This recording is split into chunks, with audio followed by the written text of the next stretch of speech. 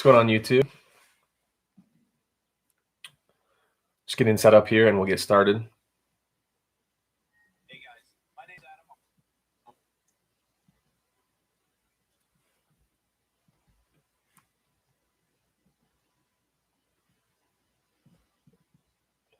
One second.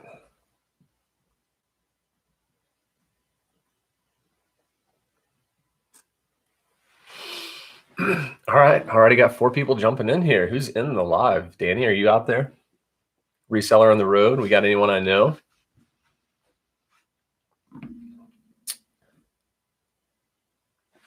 So you guys can see this all right. Get everything set up. All right. Well, I'm going to go ahead and get started. I'm not going to waste any time this morning. So I've got quite a few things to ship. I had a great weekend of sales. It's been one of the best weekends I've had in a few months.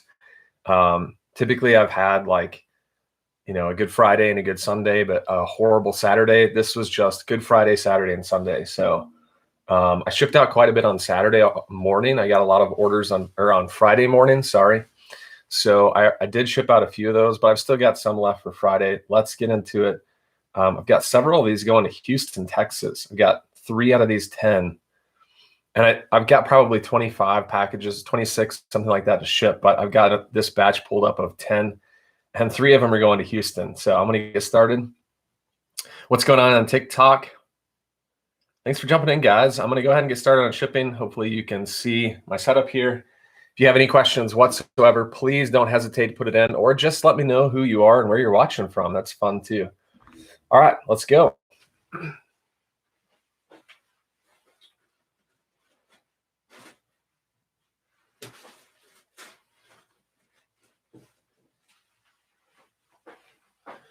Sold this Ralph Lauren shirt for $20. It was missing a button, so $20 is good for an item that has a flaw. Obviously has a flaw. Let's see if I need this light. I don't think I do. So this had a flaw, and $20 going out.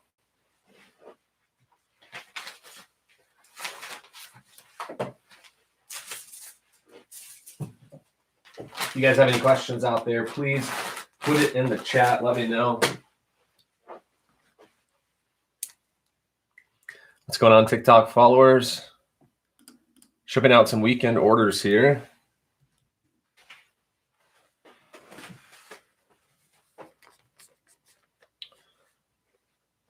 As I said, in these first 10 orders, I've got 3 going to Houston. So that's it's very interesting. That doesn't happen very often, where I get like several packages going to the same town or city. All right, next up, Adidas shorts sold this morning. Sold these this morning. That's what I was trying to say. Going to Oklahoma, these Adidas shorts had a mark on the front. With golf shorts, you have to be kind of careful, because a lot of times there will be like marks where if the golfers are putting their hands in their pockets repeatedly, their hands get dirty, and you get some marks like by the pockets. So you've really got to check the pockets, and I missed. It was a light mark. It wasn't bad, but I still got $20 for these this morning. I'm actually going to get this turned on because it's a little dark in here. Just didn't want it shining in my face. That's better. All right, $20 going out.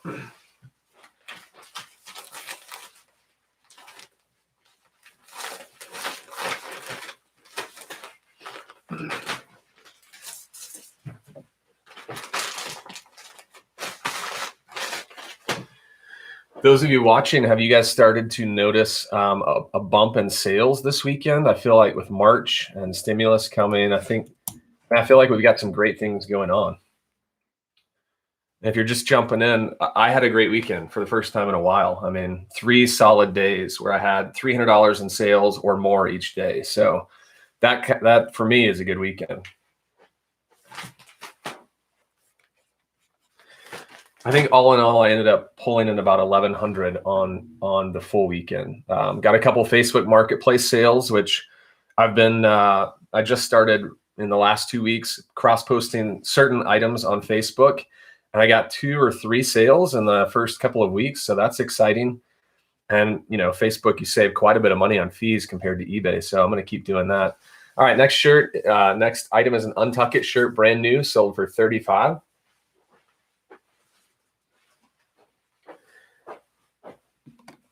I don't know why. Actually, it's a medium, so that's probably why. But this is brand new. I was hoping to get like $50 for this, and I've had it since June 17th of last year, and for some reason it took so long. Thrifted by Ink says had a few sales, not too much. Morning from Yakima, global and vintage outfit. Good morning. I'm glad that I'm your inspiration. I've been inspired by others, and I'm glad I can pass it along. So thanks so much. Oh, and I missed the question on that first item, that Ralph Lauren shirt. Someone asked on TikTok, Shaq 2021, if the shirt was missing a button, why didn't you just sew a button on and increase the value? That's definitely something I could do. I don't personally sew. I could take it to like a dry cleaner and sew it on and probably get an extra $5. But by the time I pay them, take it up there, drive back and forth, it's not a big thing. But if you can sew, I would say do that. I didn't have an extra button. I mean, I can go buy some, but that's definitely an option. Sometimes the shirts come with extra buttons. This one didn't have it. I will say that if I have a shirt that's missing a button, what I'll do is, if how sometimes the tag on the inside will have the button sewn on, I'll take a picture of the tag and I'll say, does come with extra buttons if you want to sew this on, just so they know it's right there.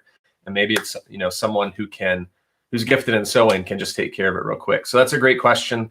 I just can't sew, so I wish I could. I'd sew it on real quick. So great suggestion. George Gonzalez says, I'm already doing more sales on Facebook than eBay. Yeah, if you have the right stuff, you can definitely make money on Facebook. I'm noticing that clothing doesn't sell that well. It's too competitive. I'd have to lower my prices quite a bit. But for like shoes and hard goods, I'm getting some bites. I'm getting a lot of views.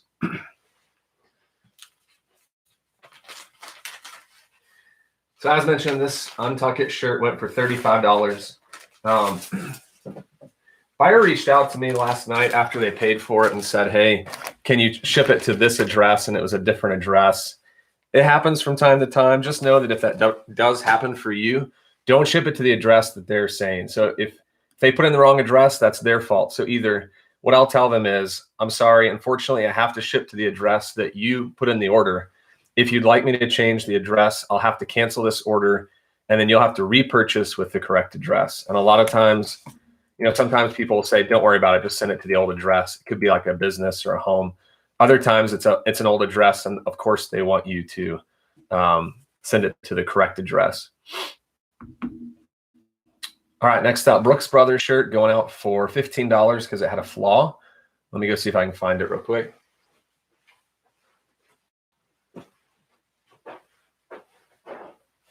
I'm not sure what the flaw was on this one, but anytime I have a flaw, whether it's a hole, a stain, something, that's probably what it was a hole or a stain. But if I have a flaw, I just mark it at like $20 all in and take offers. And usually if I get an offer, I just accept it, as long as it covers shipping and a little bit of money, So there's not too many people that want to buy flawed clothing. So definitely when you get a buyer who makes an offer on a flawed clothing, just take it and get it out. Hi, Mag, how's it going? Thanks for jumping in. Morning, Danny. So that's what I did with this guy. Like I said, I don't want to unfold it and see what the flaw is. More than likely it's a stain or a hole. So $15. I only paid $4 for this shirt, so I still made like $5, and it's going out.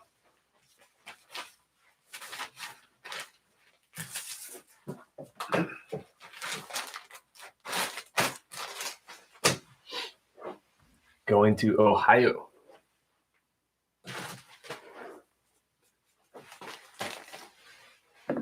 And most of the time with flawed clothing, I try and catch it before I rip the tag off, because Goodwill's here will allow you to return items. So if I catch a flaw before I take the tag off, if it's not a huge flaw, I'll just keep it and try and sell it if it's not going to bring the value down that much. But if it is a huge flaw and I've caught it before I remove the tag, I can then take it back and get money back. So, but most of the time I miss it and I just list it, and I hardly ever lose money on a flawed item. So it's not a huge deal, and price it accordingly, it will sell. All right, next up, Peter Millar, Arkansas Razorback button-down shirt. Another one going to Houston, Texas. This guy right here, and you can see it's got the Razorback logo on the front. This is kind of like an old school logo. Got 20 plus shipping. So $29.59 for this guy. Paid $4. There's an old Peter Millar tag for you there.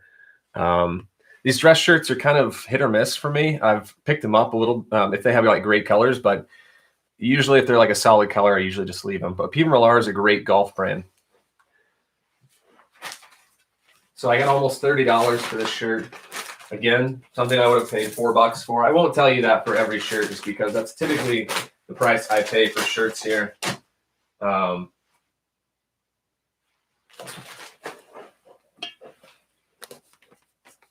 for those that are somewhat new, I always put the state abbreviation. And because I've got several going to Texas, I've got the zip code on there as well. All right, next up. Old item from May 30th, 2019. Coming up on almost 2 years old. Polo Ralph Lauren. One Stop Shop. What's up? What's up, buddy? Thanks for jumping in. A shout out to One Stop Shop because he was on our last live show. We do a live show every Thursday, and he was our featured guest, our number one first official guest on the show. So go into my YouTube channel and watch that, where you One Stop Shop is featured on my YouTube channel. That's what I'm trying to say. It was a lot of fun, and we'll definitely have some more guests in the future. Juan was great. All right, Polo Ralph Lauren sweater. Kind of a heavy cotton sweater here, V-neck, just a plain solid red. Got $25. Had it for a while. These Polo Ralph Laurens, if they're cotton, they just don't go for much. 25 to 30 is kind of the range. If they're wool, I'll get more, but you can see it's got the horse on the chest here. So going out. Almost 2 years old. I don't think I need to weigh that because it's definitely going to be more than a pound. So I'm just going to put it in a padded flat rate. And guys, I have to tell you, I figured out I've got a heavy item coming up in the back here that sold for $125, and it's going to Alaska, which is a bummer because it's going to cost me quite a bit more than what I took in shipping to ship it out. I kind of did some preliminary some preliminary, what am I trying to say here? I put in the measurements, the dimensions and stuff, the weight, and just to see how much it's going to cost. And I definitely lost money on the shipping. So I'll show you that in just a second. I still made money on the whole deal, but nothing like having to ship out something for twice the money that you collected from shipping. So this shirt right here, this sweater is going to Texas as well. Roll it up, throw it in a padded flat rate, get it out the door. And $776 all in on shipping.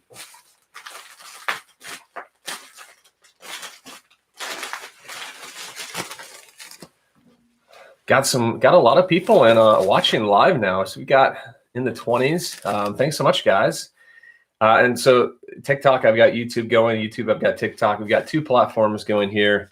It's great to see some activity. If you have any questions, please.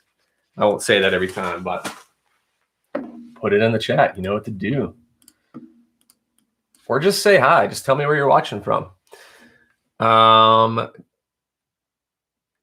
Sorry, I missed some questions here on TikTok. Scroll down here. Hey, Blue Mountain Jeeper. Thanks for jumping in. Ambrose Awesome Finds. Okay, there it is. Where are you shipping from? Fayetteville, Arkansas. Fayetteville, Arkansas is where I am. Go Hogs. Do I ship to Puerto Rico? I do. It costs a little extra, but I don't get a lot of sales going to Puerto Rico. Blue Mountain Jeeper is responding to my comment. Yeah, I got to exclude Hawaii and Alaska on those heavy items unless calculated shipping. Exactly. And I actually went in after this order and excluded Hawaii and Alaska. I don't get very many offers or sales at all to those states. Usually it's like one in every few hundred, but it was a bummer that it was like 16-pound item that I got to ship to Alaska, and I only charged $25. So that's a loss on my end. And maybe I will. That's a good thing to note. Ambrose Awesome Finds. I didn't want to exclude Hawaii and Alaska from all of my listings, but it only gives you the option to do that. So I think what I'll do is open it back up and then do what you're suggesting, which is do calculated shipping on heavier items for that specific reason. Ambrose Awesome Finds is watching from Maryland. Hello. Thanks for jumping in. Next item up is a Manly Bands like silicone wedding ring. Funny story, I ordered one of these and I went off of their measurements on their website, and they said order a size large if you're in between. So I did, and it was too big. So I had them send me another one. They said keep this. So then I sold it, 15 bucks. Didn't make anything really, 10 bucks profit on it. But I mean, this thing is so lightweight, it's going to be like $2 to ship. And I probably could put it in an envelope, but I'm not too worried about it. Not even going to weigh it because I know it's under 4 ounces. Going to California. I don't know if that person is getting married, or, you know, if you're getting married, Luis, who ordered that ring, congratulations. If you're just upgrading your ring, that works too. I did that as well. Lauren Taylor, what's going on? One Stop. Yeah, I'll definitely check. One Stop is saying pirate ship on the 16-pound item going to Alaska. I'll check it. I just haven't had luck with pirate ship lately, getting cheaper rates than going through eBay. So I always check on those large items. And that's a great suggestion, Juan. And we'll see what happens. But as of right now, I'm losing money. It was a dinner set I got 125 for. So like I said, still made profit. Carol on YouTube, did you sell the stuffed creature that was on your shelf? No, Carol, it's still back there. It's just out of the frame. It's a big Yeti doll. Are you want to buy it? Cindy, hi from South Carolina.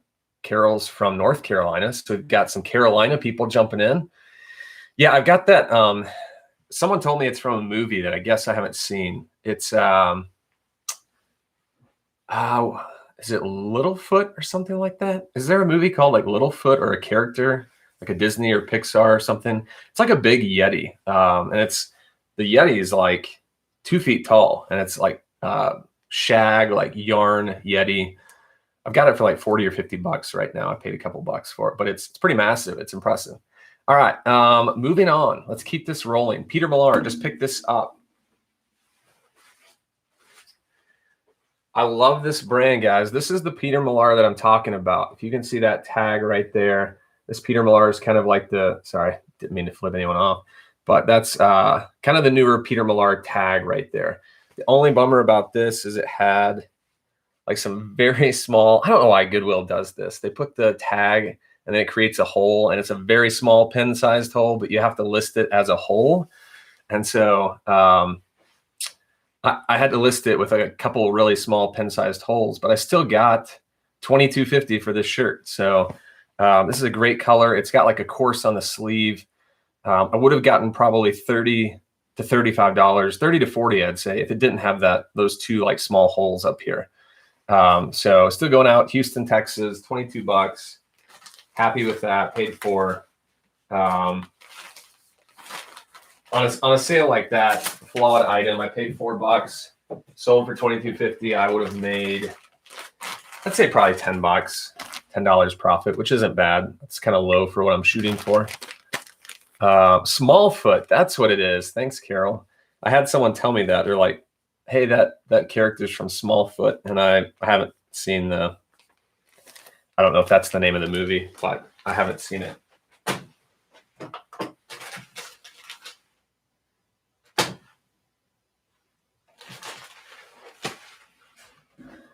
So yeah, I think it's the character from Smallfoot. Hey, from South Texas, Georgia, Land Before Time. No, it's not Land Before Time, I don't think. Which is Littlefoot, so I know where you're going with that, but it's definitely a huge Yeti, like a big abominable snowman. All right, next item up, Prana sweater.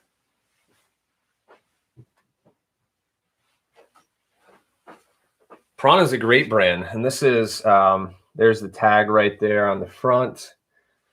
It's a different sweater. It's a women's sweater. I won't unwrap it, but it had like these sleeves that they were short sleeve for women, and then under the edge of the sleeve, it kind of was connected to, it was just kind of like I'll just say it. The sweater is called a cocoon sweater. I had never heard that before, and I think I posted something either on YouTube or TikTok, and someone said, hey, this is what that is. So that was really helpful.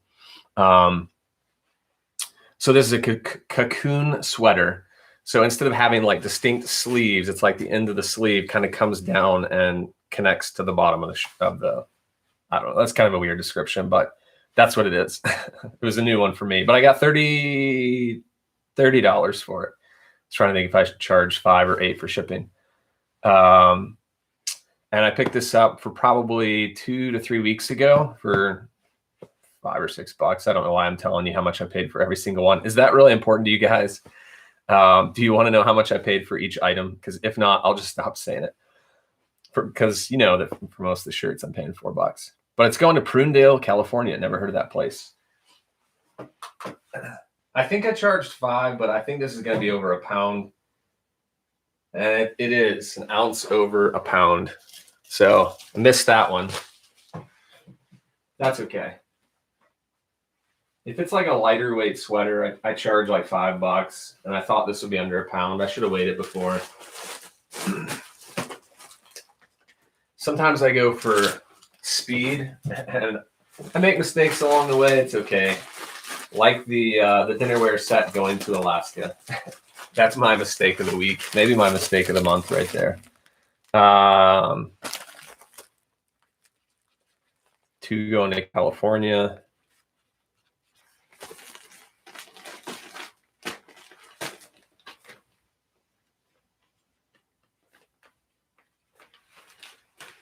All right, last one in this batch. Slazenger golf pants. These were a fast sale. I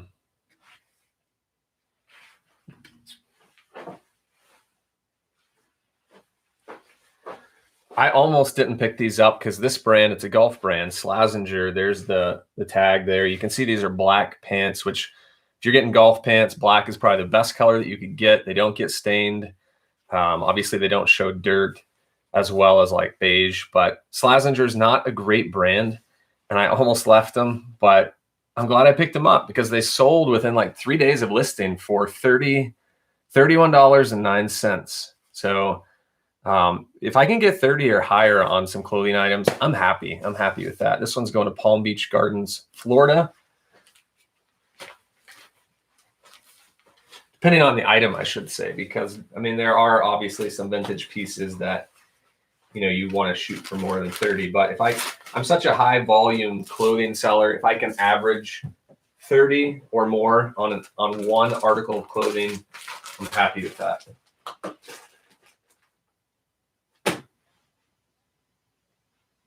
All right, last one of the batch, going to Florida. Let's get these labels printed. Let me get my printer. Sorry if mic kind of blows up there. Get my printer set up here.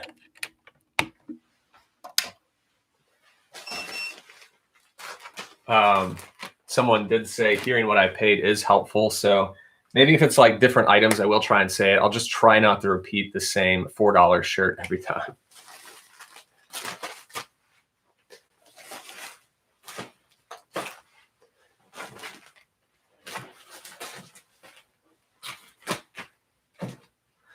When I was first starting off, I was trying to figure out, I wanted to make $10 profit. That was my goal when I first started reselling.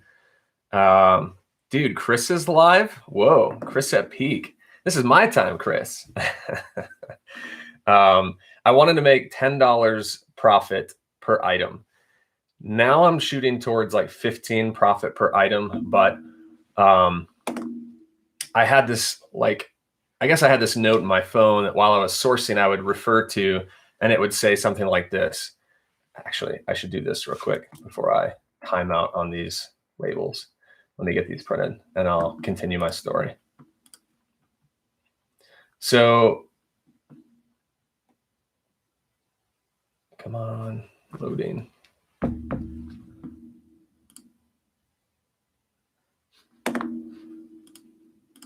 I had this like note that I had created, and it'd be like, if you're going to pay $1 for an item, you need to make X amount of dollars in sales in order to make $10 profit. It was kind of like reverse engineering the process so that I was making good buys while I was sourcing. And I would encourage you to do that as well. So if I'm going to spend $5 on an item and it's going first class, how much do I need to sell it for in order to make $10 profit, or 15, whatever that number is for you? And I had it down to like, if it's a pair of shoes, typically I'm going to pay like $10 to ship a pair of shoes. It needs to sell for this much, depending on how much I pay for it. So, I mean, I had it down to, if it's $1, it's first class, needs to sell for like, I think it was like 15 to 20 bucks. If it's $2, first class. If it's $2, priority mail. If it's $2 in shoes. I mean, I had them all broken out until I learned, okay, and I started making better buys, and I wasn't buying those things that weren't worth picking up. I don't need to do that anymore, obviously, because I've kind of got the math in my head now. But it was a good tool for me starting off. And I would encourage anyone, sorry, I forgot I need to put in these shipping costs into my spreadsheet. But I would encourage anyone to do stuff like that if you're looking for ways to learn as you go.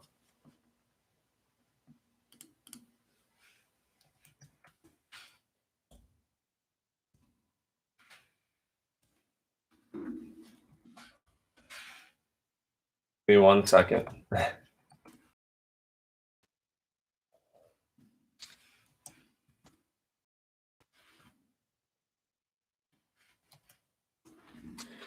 Carol says, I enjoy hearing what you paid for items versus what you sell them for. Good. I'm glad that you guys are finding that helpful. Sometimes I feel like I say the same things over and over, and I forget that, I'm constantly getting new followers and new people who are jumping in to learn stuff. So even though it sounds like I'm saying it all the time, other people do find it helpful. So I'll try and remember that as I'm telling you guys. All right, I think last item, slap on the labels, and then we're good to go. Line dancing with Nick and Renee. Yes, very helpful to know what you're paying. Thanks. And great seeing you, Nick and Renee. Not who's watching. Irbytronic. Yeah, I did create my own spreadsheet. It's using, I've got a Mac, so it's using like the numbers. I had a big dip out of my live. So it was probably, they're going to watch Chris at peak. Yeah, so I created a spreadsheet. It's using Mac's numbers, and I've got like 7 or 8 tabs, and it pulls in different things. So as I make a sale, I go to one tab, copy and paste, put it in another tab for sales. And that's how I do it. And then I've got like a tab for analytics that's telling me how my sales are per month. At any point I could tell you what my average sales price is, stuff like that. So for most people, it's probably not that exciting, but for me, I like it. For Rhea Sunshine, I just found a Star Wars soundtrack on vinyl. It looked like it had great resale value. That's awesome. I don't look at vinyls, but you can definitely make some money there. There's so many different categories to make money in. Just making sure I'm not missing something on YouTube. Okay, looks like I'm good.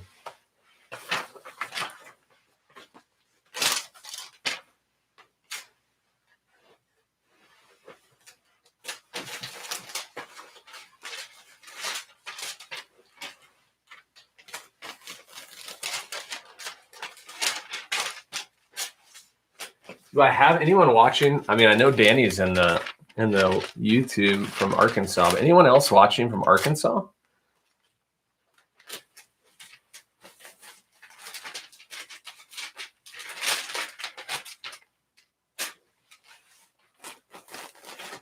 Is Christine Reseller here? I know she's from Arkansas.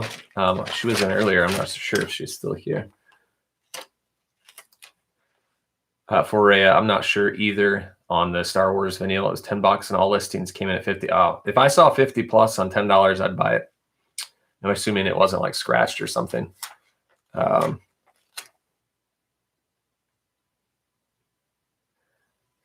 me get to that question in just a second. That's a great one. I'm going to finish putting these labels on neutral feedback and what you can do with neutral feedback, because I have gotten a few. I'll come right back to that.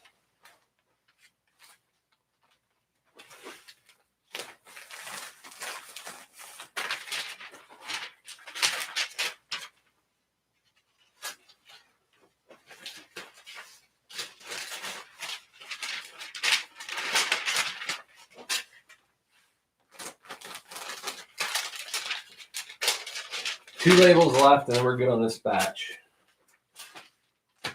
Where is California? There it is.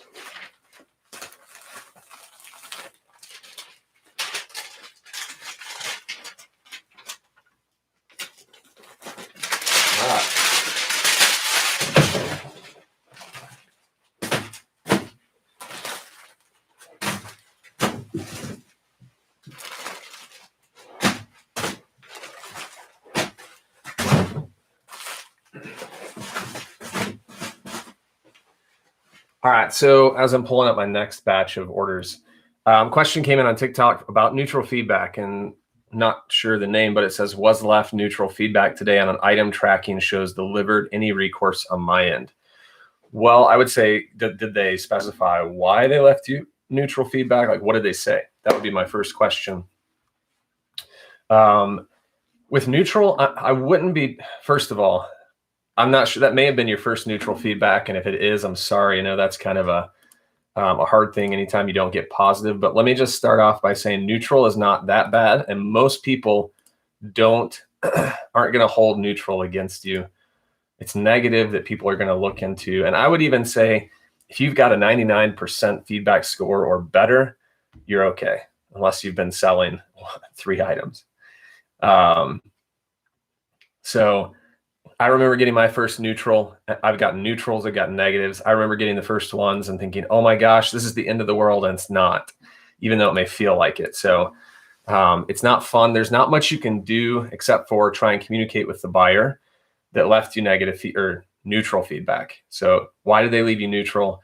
If you can resolve it, there's a chance, you can send them a request to revise the feedback and have them remove it. But most of the time, eBay is going to side with you and say, look, it's neutral. It's not going to really count against you because it's just neutral. And every buyer gets an opportunity to leave feedback, whether it's justified or not. So I'm sorry that happened. But yeah, that's what I would try and do. So if I'm in your shoes, I'd reach out to the buyer. I would say, hey, is there anything I can do for you to help, to help you feel more satisfied with this transaction so that we can remove that neutral feedback? And if it's ridiculous, then obviously it's up to you, but just go on your way. But if they do say like, yeah, actually, I noticed this X about this item, I wasn't happy. Hey, can I offer you a $5 refund to remove the neutral feedback or something? But if it's neutral, I honestly don't worry about it. If it was negative, then I'd take it a little more serious. So I'm sorry, I hope that helps. And I know every time something happens for the first time, it's huge. And so I don't want to downplay it and say it's not a big deal, but in the grand scheme of things, people aren't going to read that and go, this person's a bad seller. Jamie Wins, hello from Texas. Hello, Jamie.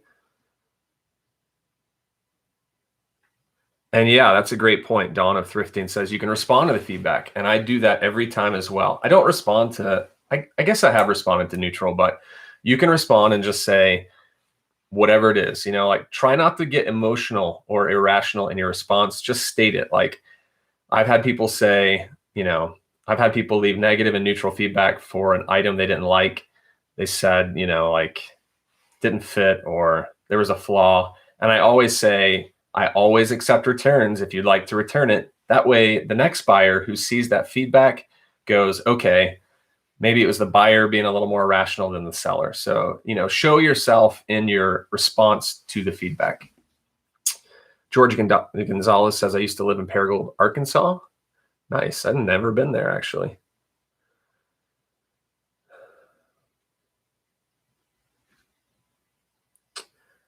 For Rhea, I'm guessing your question it looks jumbled, but it looks like you're trying to say, is it worth signing up for eBay for 1 or 2 items? Are you talking about like for a store? Is that more specifically your question? And I can answer that one for sure.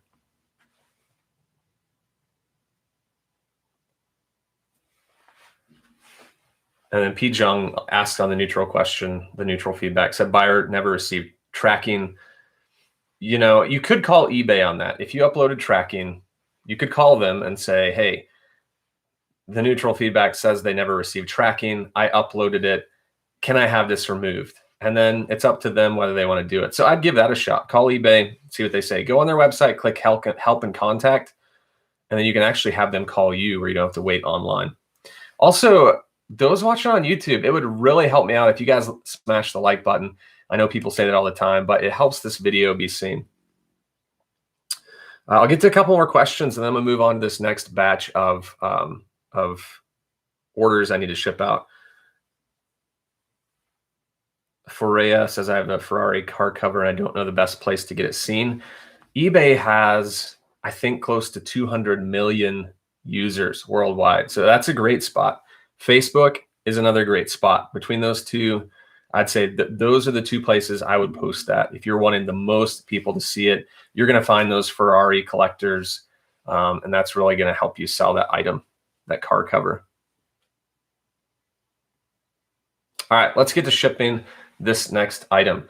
Got some Adidas Gazelle women's shoes going to Virginia. I need to check to see if I have duplicate states. It looks like I'm good. All right, I don't have a plethora of Texas. These Adidas Gazelles, I think I paid $8 for them. I sold them for 32. That's not great margin for me. I can't complain. I made a sale, I made profit, but that's not something I'm shooting for anymore. This was more of a get rid of this item, and gonna put that in a padded flat rate. Yeah, glad that helped you, P. Jung. And those are the two things I would do. 3 things: call eBay, talk to the buyer, and respond to the feedback if they don't remove it. All right. Are they going to fit? If it fits, it ships.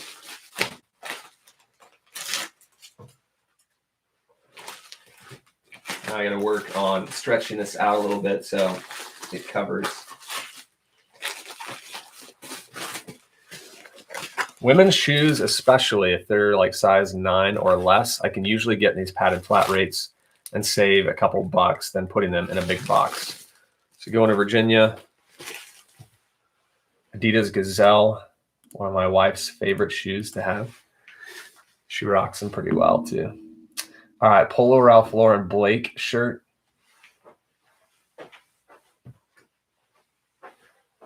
Paid $4, got $25. This is a standard price for me. Pay $4 for a Ralph Lauren, get $25. That's pretty much an average deal right there.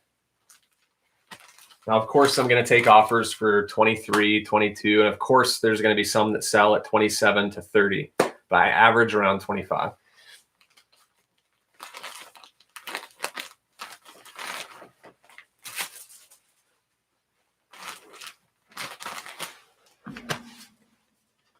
I do talk about Ralph Lauren's in other videos quite a bit. I don't want to hammer the same thing today just because I do cover it, but there's a good chance if you watch any of the last few videos, you'll hear like what I'm looking for when I pick up Ralph Lauren. All right, LL Bean shirt. Here's another Alaska order that I'm okay with because it's a shirt and not a 16-pound piece of dinnerware. Yeah, so Dawn of Thrifting asked, does that include shipping? So if I say I sold it for 25, that's my bottom price that I got with shipping. So it was $20 plus 5 shipping is how I do that. And this shirt, I got $24 all in for this LL Bean. There's the tag. LL Bean doesn't need an introduction. It's a great shirt. And this was like a large tall. So going to Ketchikan, Alaska.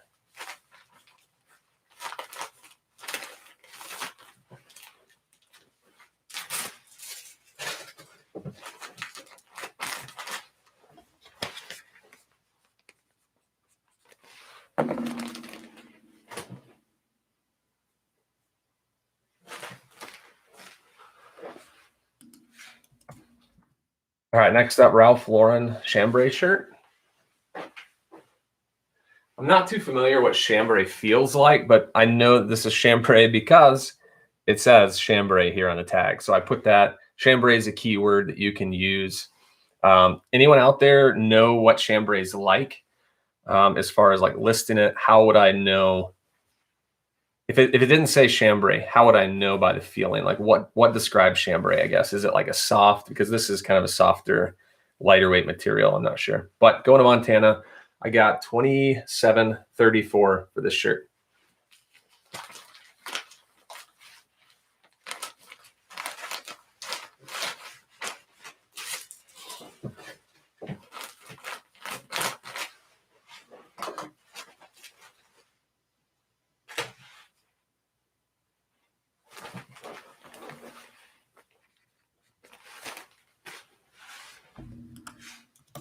Next up, Southern Tide. A lot of good brands here on this live. Southern Tide brand new pants.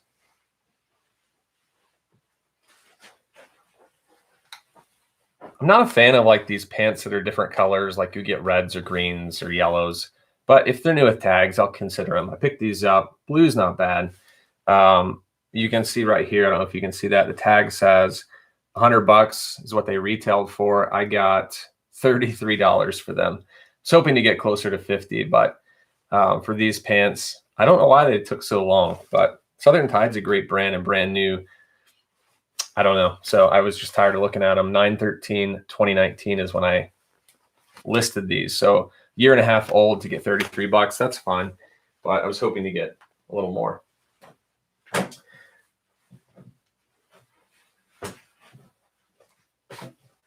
don't remember honestly how much I paid for these. I probably would have paid up a little bit just because they were new with tags and they were Southern Tide. And they're more than a pound, padded flat rate. You know the routine by now.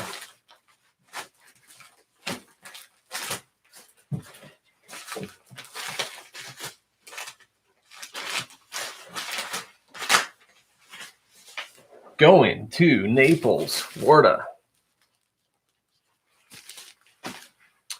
But what about you all? I haven't heard from you guys in a while. What is going on out there in your weekend? Did you get some good sales? Anyone have any noteworthy sales that were like larger items, not necessarily larger in size, but just like larger sales?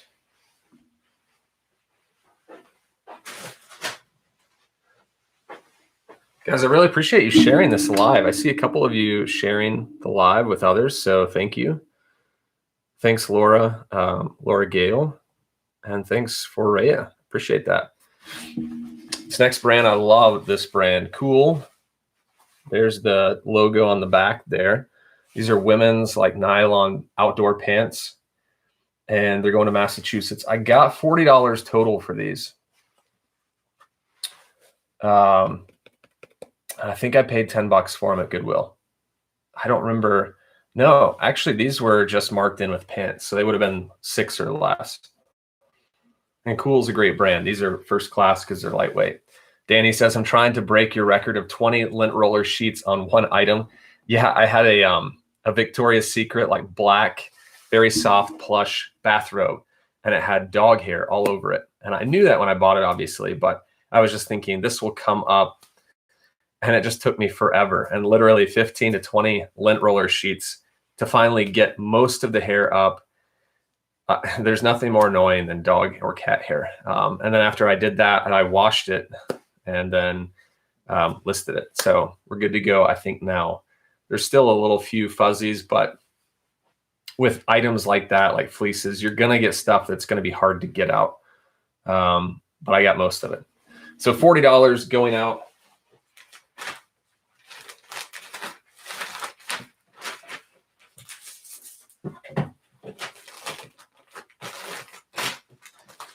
Under a pound, which is good news.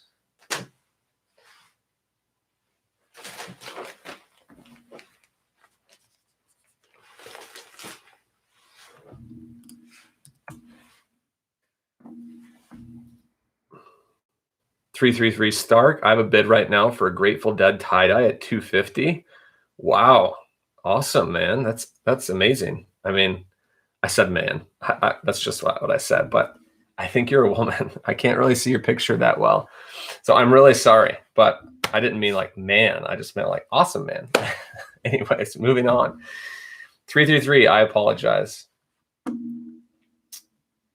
Pictures are really small on my phone. All right, LL Bean, favorite fit jeans. These are women's, brand new. Excuse me. So let me get those for you.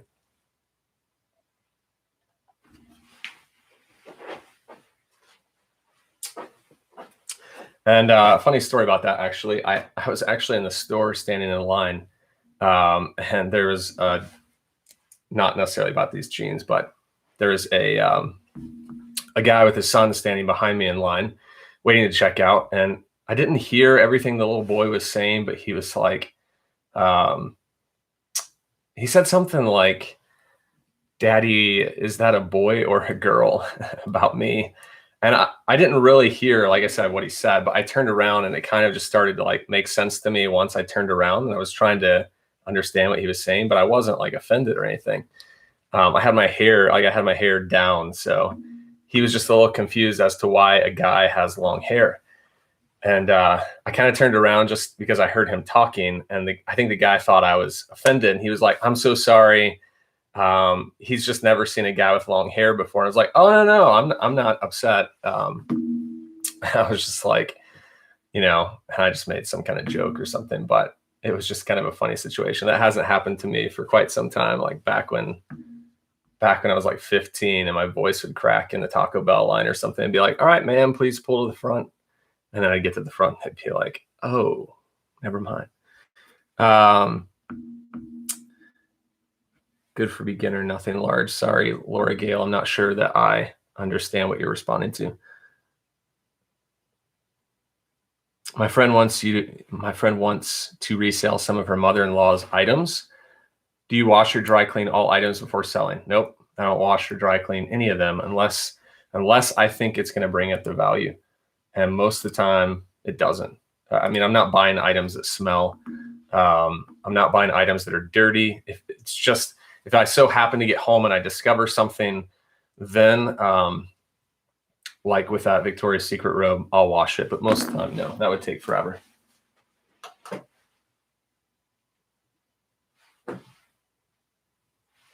All right, so we're under a pound, which is good news on that one.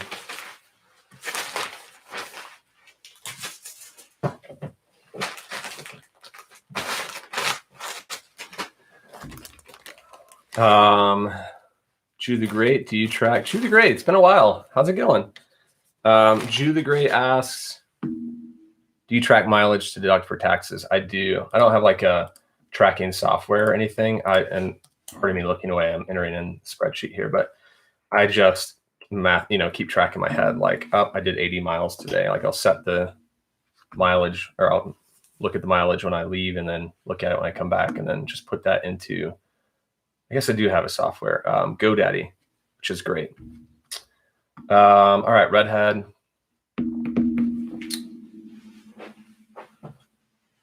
Redhead is a great brand. I'm not just like shouting out random redheads. It's a great brand if you're looking for like outdoor stuff. Some of the, whoa, just got a huge sale, guys. $90 on a pair of Diesel Viker jeans. Wow, that's by far the most I've ever gotten on Diesel jeans that I paid $10 for. That's a great sale right there. I'll take it. So back to what I was saying, Redhead, I don't pick up all stuff, mainly just these outdoor shirts that have like the front pockets that are heavier cotton, chamois shirts. I got $24 for this guy.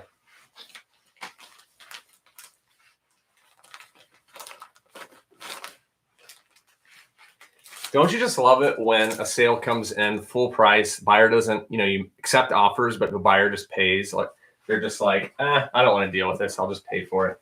I mean, it's just so exciting when that happens. That was the case with those jeans. I would have taken like,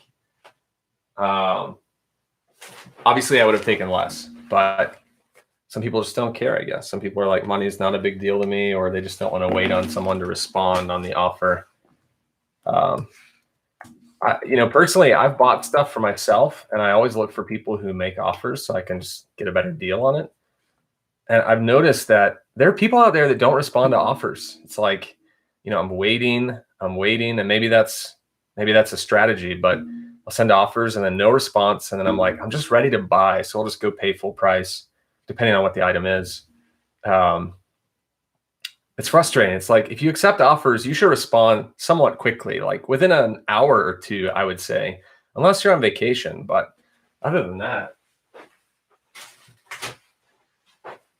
if you're not going to respond to offers, don't accept offers. I usually try and respond like right away, unless it's just like an annoying offer. Yeah, Laura Gale, I love that. I love that feeling of selling something full price. BKE is the next item going out. $24 on this. BKE has slowed down for me. I'm getting picky with these guys, looking for like XL and up. but I'm pretty sure this is going to be under a pound. It is a little heavier. Yeah, good to go there. Man, that sale just made my day. I was up to like, I think when I went live, I had 3 sales this morning for like $70, something like that. And obviously any sale close to $100 is going to be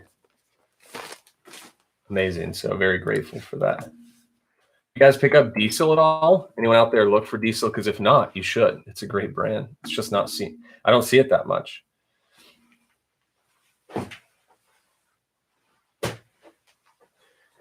All right, this another item that had a flaw. If you're just jumping in, I've had a couple of these here. This is a Lucky brand, like Western shirt. You can see like this cool pattern with the pearl snaps. And I don't remember the flaw. Actually, this had like a small like brown spot on the front, like near the buttons. So I got $10 for this. Again, still made a couple dollars, but if it's my fault, I miss it in the store, I just try and get rid of it, whatever I can get out of it. So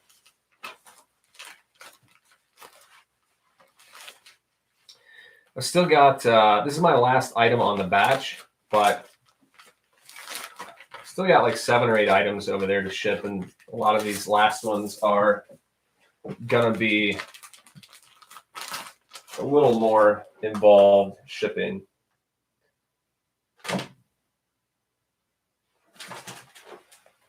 San Antonio, Texas. All right. Now I will remember this time to enter in numbers. Danny, what how many lint roller sheets are you on right now? All right.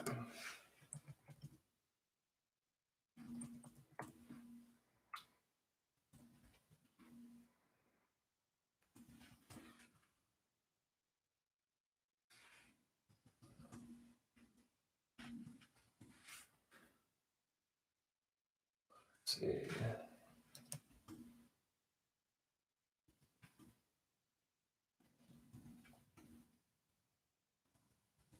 All right, good to go there. Let's go ahead and purchase our labels. And then I just got another sale. This one was an offer I sent this morning for $19. I didn't see what it was. It disappeared before. All right.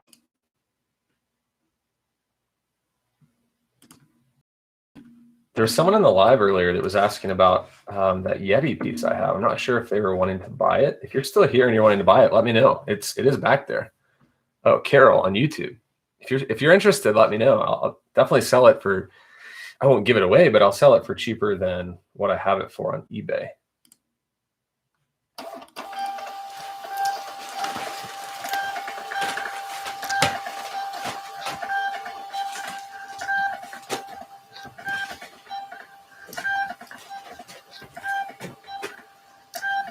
There's a part of me that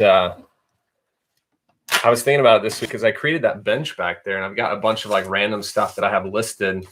And obviously they're all listed for sale, but I was just like, I love those pieces back there as like a background.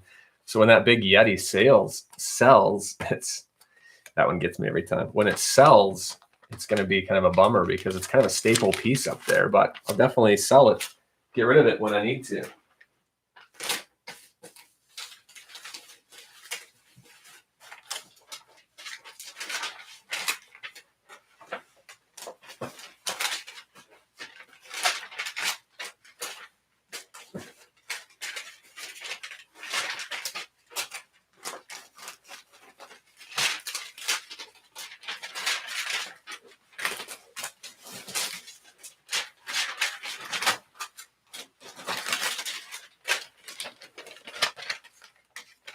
I only had to go 5, but that was enough. I know, right? Anytime you have to use the lint roller, that's never a fun thing.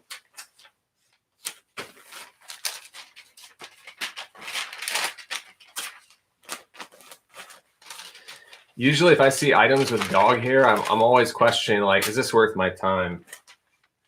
And it's got to be worth a lot of money to be worth my time. If it's like a $20 item, I just will leave it. It's not worth my time.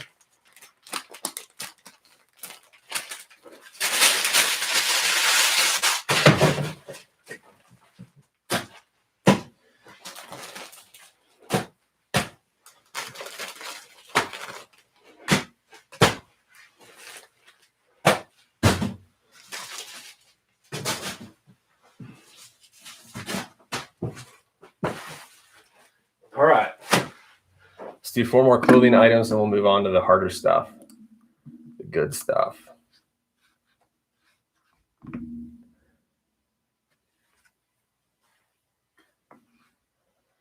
Truly great. I've been picking up men's clothes, been studying you and Chris's videos and having pretty slow sales.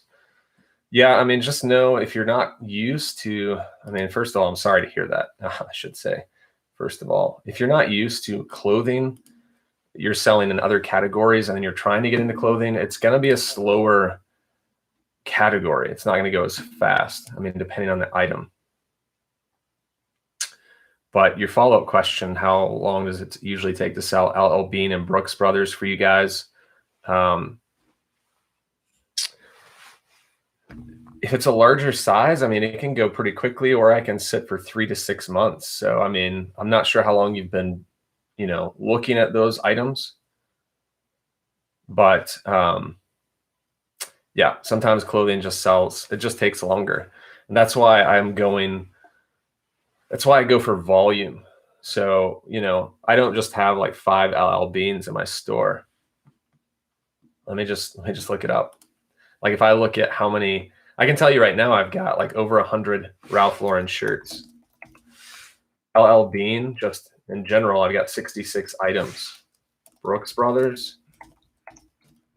Let's see how many I have there. 32. Most of those are going to be dress shirts or button-up shirts. So just know that I'm playing the long game here. They're eventually going to sell, and I'm not like in a hurry to get that money for really low.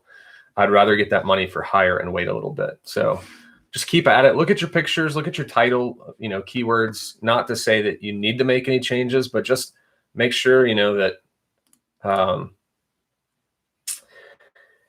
that your listing looks good, that your pictures look good, and that it looks click worthy, I guess. But if you're, like I said, if you're selling other categories and you're used to like things selling within a month, clothing is just not that great, that fast of a seller. Like right now I'm averaging in the year 2021, all of my items, now this is everything, is averaging 5 months turnaround time.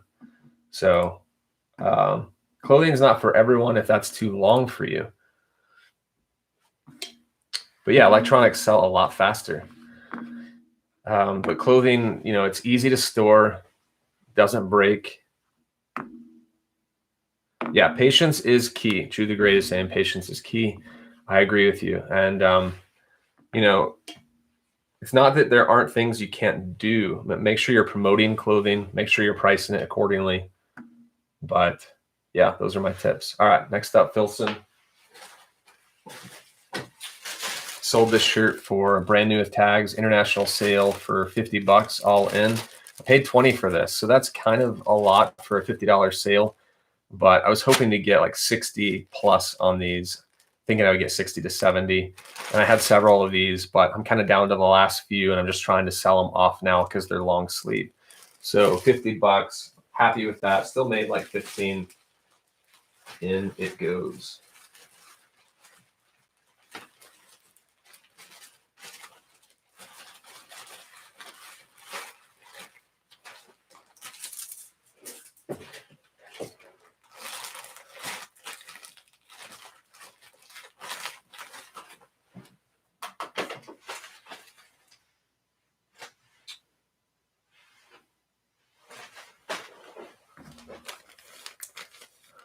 Yeah, clothing, that's the word right there. Patience is key.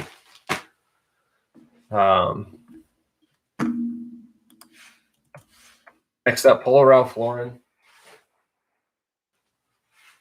And I know it's easy to see me saying, look, I sold like 4 Ralph Laurens over the weekend, but just keep in mind the percent of the amount of Ralph Laurens I have is pretty low.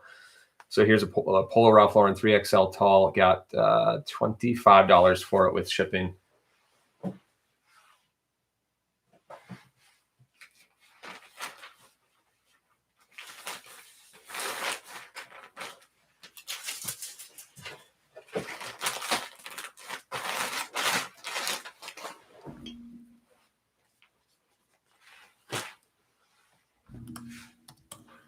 Another shirt coming up that I don't pick up that often is Columbia PFG. but this was a 4XL, and that's the only reason why I picked it up. Great color, 4XL. Other than that, I don't pick these things up. I got $23 for this. I think I paid $2 for it.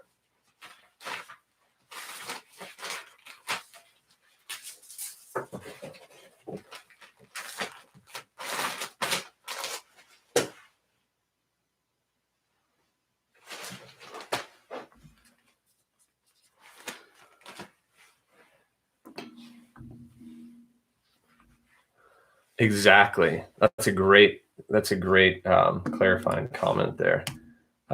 Jude the Great asks, so volume is what helps me to have consistent sales. Exactly. That's how I've been from day one. I've been a high volume.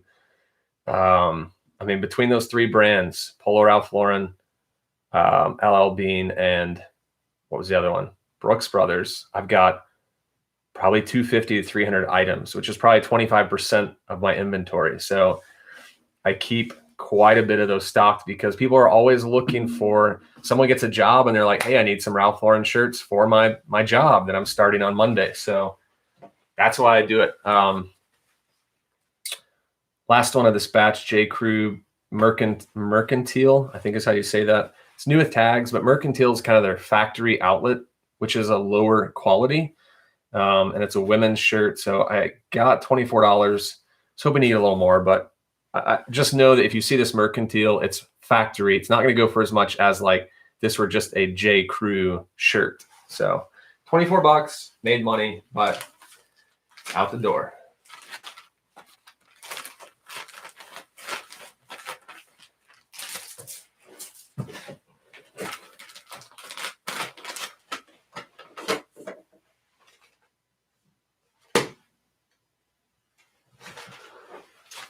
Going to Omaha, Nebraska. I guess it's just a habit of mine to read off everywhere they go.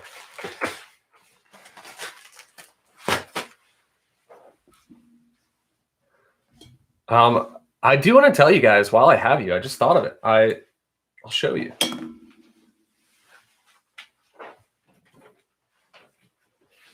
Those of you watching, I picked up this map on eBay and I've got it on a cork board. I'm really excited about this. I just got this on. I'm going to hang it right above on this wall right here, kind of over where cameras are. But if you guys want to send me like a letter or something, I will definitely do a shout out on like a TikTok or a YouTube, depending on where it comes from, and put a pin up on the map of where I've gotten. So like this hat right here, someone sent to me, and I'm going to put a pin up where Rick is. I don't think Rick is still in here, but he was earlier. I love it. So even if it's just like I shouldn't say even if, I love getting letters or just like postcards or things like that, saying like, hey, I've been watching from, Greenville, South Carolina, or wherever you are. That would be awesome. If you send me something, I will put a pin up where your location is.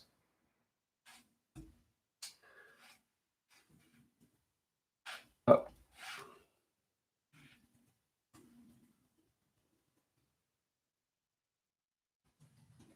All right. Time to print these out.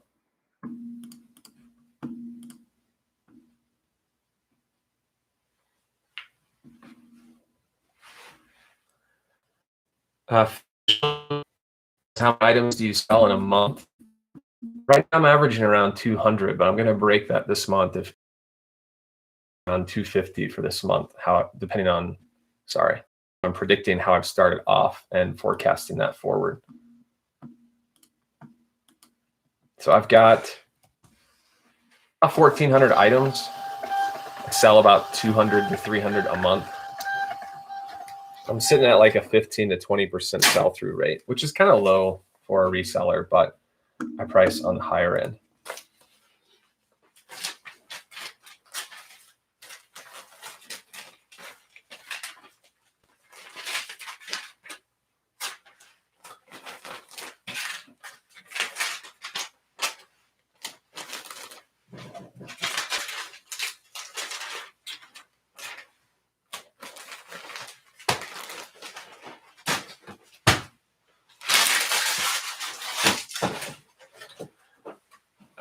Someone asked if I ever come back to Colorado, and yeah, I'm coming back next week on vacation to go skiing with my wife. So it'll be a much needed vacation for sure. Yeah, you're welcome, Fisham. Danny's headed off to the post office. We'll see you, Danny. Thanks for joining the show. The live show, the live shipping show, I guess is what we're calling it. All right, 2 more items, actually 3 more items. I've got a Facebook item I need to ship out. Let me open that up. You work for Vail? I'm skiing at Loveland. We have some passes there. And we're going to come hang out with friends back in Denver. All right. I need to pull up my Facebook order that I sold on Friday. Where is it? Oh, that's right. I forgot that Facebook sends the label to your email. So now I've got to do this kind of the weird way. I've got to use this other printer.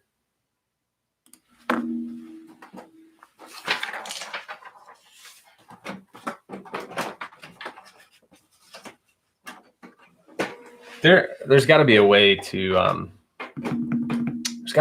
print from like a Rollo printer when I'm doing these Facebook orders. Has anyone done that? Has anyone sold on Facebook and printed a label like through a Rollo printer and not? Maybe I need to download it. Let's see if that works. I think I've figured it out. Guys, I'm fresh. I'm only 2 orders into Facebook shipping. I'll have to mess with this later.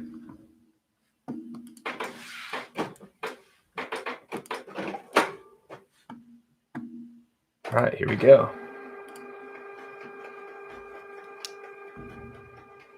You can screenshot and adjust size. Thanks for telling me that. I'll have to check now. Don, what did I say that you're responding to? I don't remember. Oh, are you talking about the Facebook labels? Just ran into the issue with Mercari yesterday. Well, fortunately, I still have some I have like 50 to 100 of these old labels that I use my inkjet printer with, and I need to use them. So I may just continue until I use through them for Facebook orders, but it's kind of the old school way to go. Which nothing wrong if you're doing, if you're doing the old school way and you're starting off, no shame there. It's just when you have a Rollo printer, it's kind of different. It's much slower. Okay. So I printed that. I forgot I needed to package the item, but that's okay. I'm going to go ahead and throw it on there.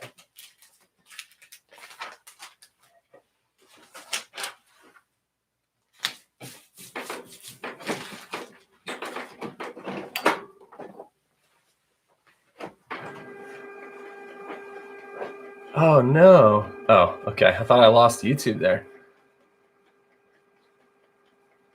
310 Katie, Sarah Goodman. Okay, thanks for telling me your TikTok name. Sometimes there's people who jump on different platforms and I have a hard time knowing who they are. But thanks for telling me that.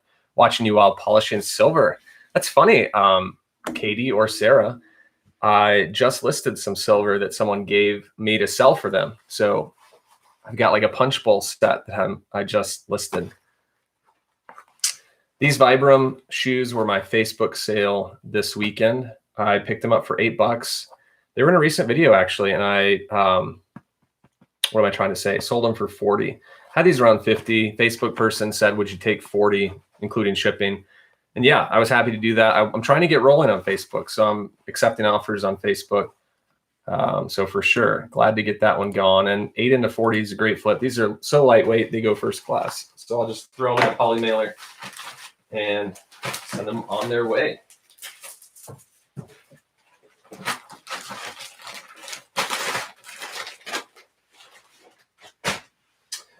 That was one of 2 Facebook orders that I had in the last 2 weeks. Sold another pair of shoes. Was it? Yeah, a pair of Teva sandals, like within 5 hours of listing them on Facebook. So I was quite impressed.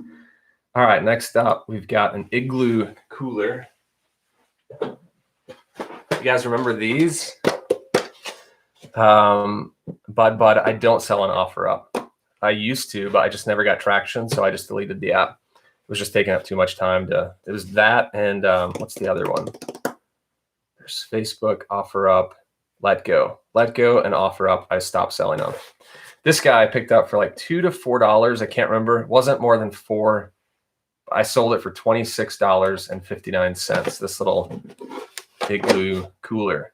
It was dirty. I got home, I cleaned it up, got as much of the junk and marks off the white here, and it's going. So now I need to find a box for this guy.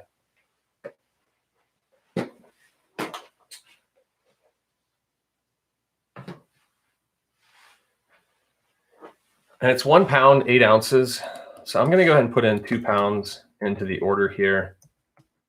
Trying to figure out if I want to go priority mail. I'm guessing I probably will. Priority mail is $8. I never see something where it's round, like where it's an even number like that. UPS ground is $9.93. FedEx is $16.35. Okay, that's an easy one. So I'm going to go USPS in. Let's see if it'll fit in this box. It's a 12 by 12 by 8.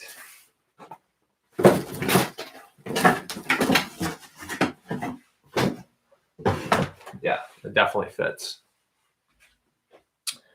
And I'm going to just mess with the dimensions to see if I take it down. Will it change the price? No, it doesn't. Okay, $8. I can't argue with that. I charged $8 to ship that, and it's exactly $8, so that's good. All right, let's tape this bad boy up.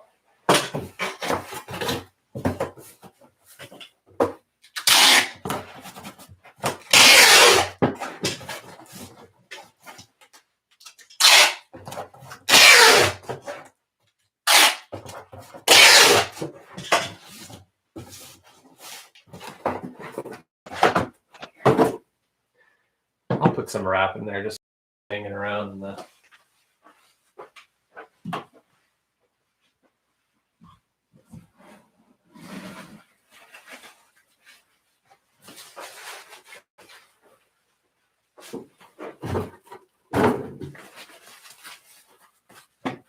We'll just give it a little, wrap it up and help it take up some of this space in the box. Perfect. It won't slide around. I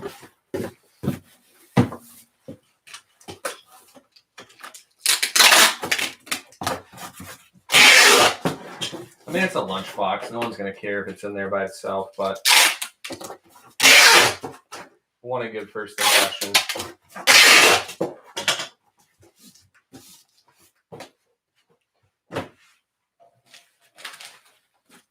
Make sure it's still under 2 pounds. No.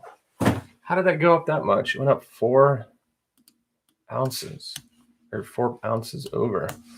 It's going to change it to 846. That's not bad. All right. All right, let's print this label out.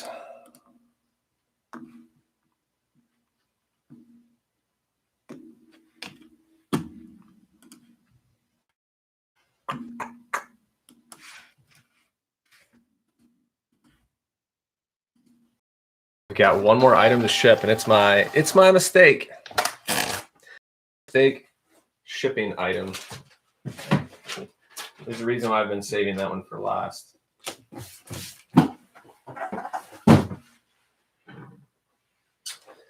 All right. Got this 13-piece set, which I guess you guys can't see it. I'll hold it up. This 13-piece set of dinnerware with this extra serving bowl. Brand is Hearthside. Let me show you what it looks like.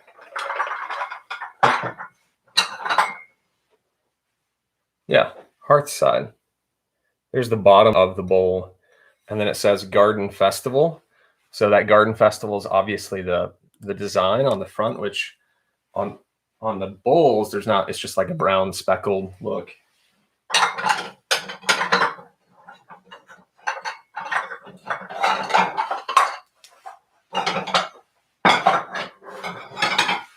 And then on the plates, here's more of like the garden festival design right here. So it's like 13 pieces. It's like 3 of these plates, 4 larger bowls, 3 like smaller bowls, and then 3 serving bowls. So quite a big collection here.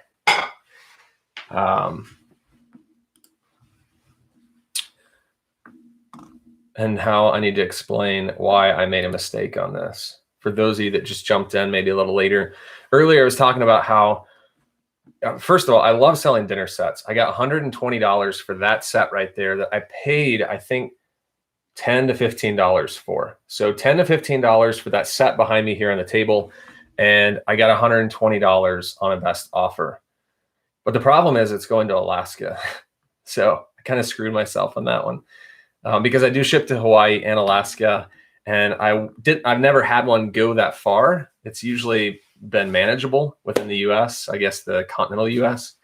And so I realized after I sold this that I need to change my policy for heavy items. So I'm not going to ship to California, or I will ship to Alaska and Hawaii, but I'm going to do calculated shipping on that from now on to save me money, because you'll see in a second, I'm going to end up losing money on this. I charged $25 for shipping, which would have covered any of the states in the US, but going to Alaska, that's a problem. So I'm going to weigh it just to see what my options are. So it's just over 14 pounds. I'm going to go ahead and round up to 16 because I'm going to wrap this really well in bubble wrap. I've got a box, and by the time I add all that in, it's going to be at least over 15. And I'm going to just put it up to 16 just to be safe. And I'm going to put the dimensions of the box I'm going to use in just so I get an accurate. You see me shaking my head because I'm realizing how much I'm going to have to pay to ship this. So USPS is $56.69. UPS is $63.80, and FedEx is $56.17. So looks like I'm going to go USPS. That's because that way I can just drop off at one store. Yeah, Jen Danger, if you have a question, just go ahead and shoot, and I'll cover it for you if I can. If I can somehow get it to where it's, I don't think well, it's not going to happen. It's not going to be under 15 pounds. So we're going to go with 16 pounds, $56. So I lost $30 on shipping because it's going to Alaska. I'm shipping out, we'll see if you can see it there, that dinnerware set. So I sold it for $130. I still made money, even paying $56. I'll just put in the shipping right now for $56. As I still made $46. So I'm happy with that. But normally on a dinnerware set, I would make, I mean, this one up in. So that's the way it is, I guess. Pirate Ship, I'll check it. Thanks for the reminder on that. I will check Pirate Ship. I just haven't had any luck there lately, but it's always worth a shot, right? Let's give it a look and see. And if you don't use Pirate Ship, it's a great tool for pulling in eBay orders to ship to get the business discount. But if you're printing through eBay, usually that's the cheapest rate I have found for clothing. Now, I don't sell a lot of larger hard goods, but 310 Katie, did you check bus ticket prices instead? I know, right? You would think that there would be cheaper ways to get it to Alaska than $57, because if this were going to let's just say California from Arkansas, it would have cost me like $20 or less. But Alaska, $57. All right. So I'm going to take your suggestion. Thrifty Chad loves you. But take your suggestion and check and see how much Pirate Ship is, just to see if it's under 56, and it's not. It's 58.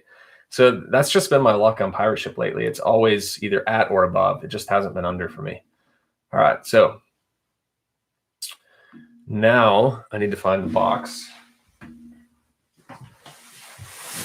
I'm gonna try and get everything in this 12 by 12 by 10. And I don't think I'll have a problem with this, so we'll go for it. But I will check bus tickets though.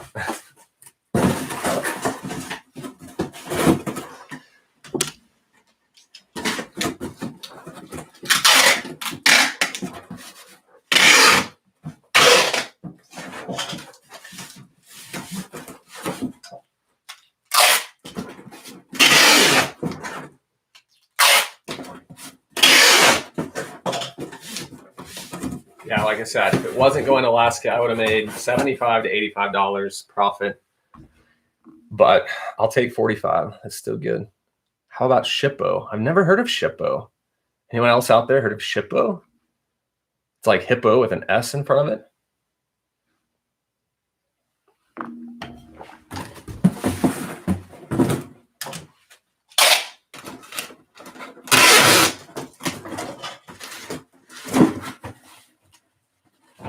Should I check Shippo right now and just see?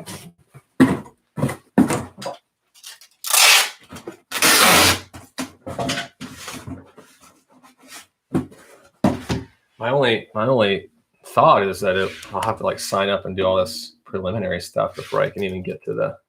All right, I'm checking it. I'm taking your advice. Thanks for shouting that out. Oh, Safari can't open the page. Shippo, where are you at?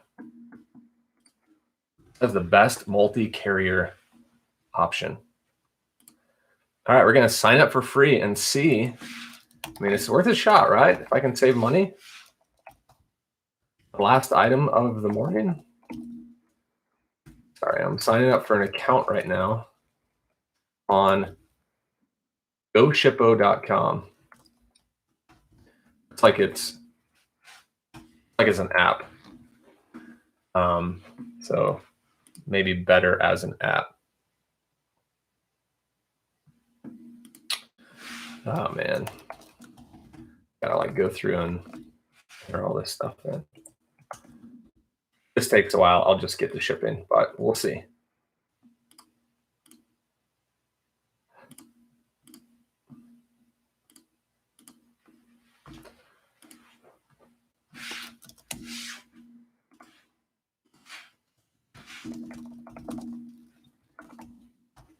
And I'm down for it. If it saves me $20 and it takes me 10 minutes, that's a good return.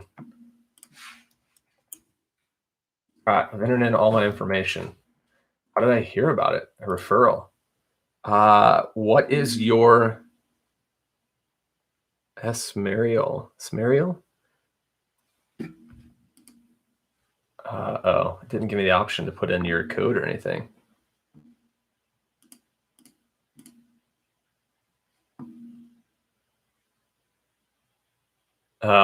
Here's Lynn. Is it less than 18 inches long or wide? You can wrap it in a big poly bag. Yeah, I mean, is that okay to do? I've heard about that.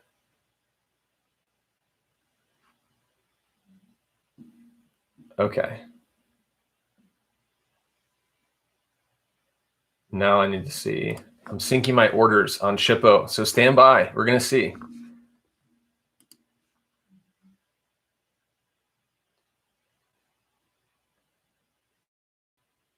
I may have to do it manually, though.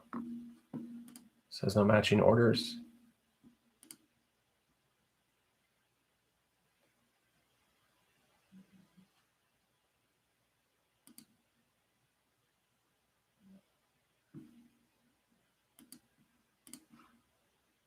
Oh, there it is.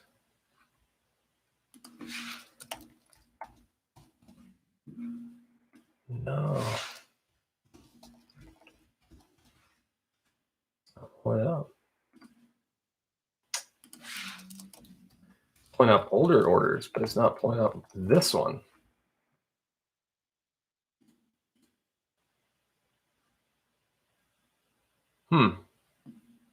Not sure what to do here. Hearth side.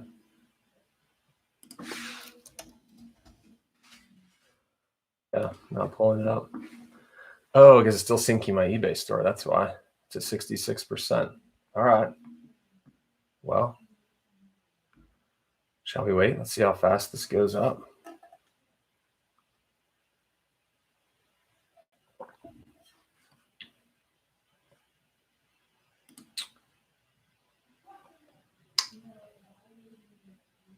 I'm just going to move on, but I will come back to this and check it out because it looks like there's more. Looks like I've got to enter more stuff in. And I don't know if this is going to be a quick thing.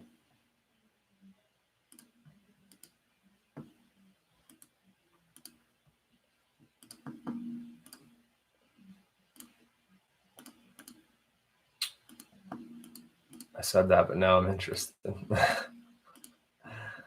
Come on. Okay, I'm coming back. All right, but thanks for the tip on that. I will check that out later. Sky Rizzy, he's asking about she. I apologize. These pictures are so hard to see. I've done that twice today. The broken bowl I sold. It was a Pier 1. The broken bowl. I sent it off. I sold it for $45. Buyer said it had some chips on it and sent me the photos. It was intact. She sent it back, but when it came back, it broke on the way back. So I just refunded her money. It's not her fault. She sent it back in the bubble wrap that I provided. She boxed it up.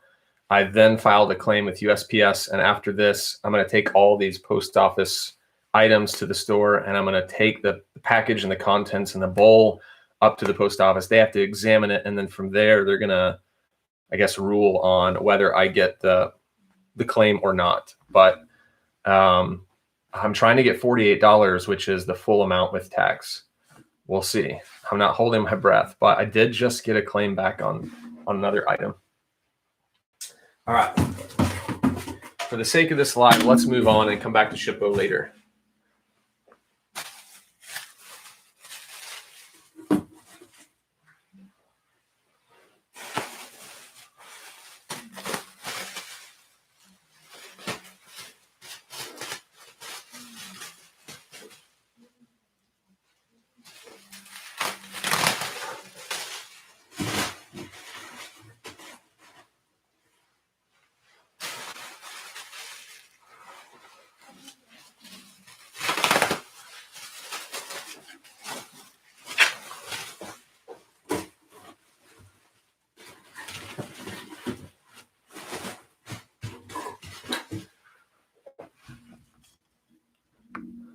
Yeah, and shipping breakables, it's going to happen. You're going to get those items that get broken.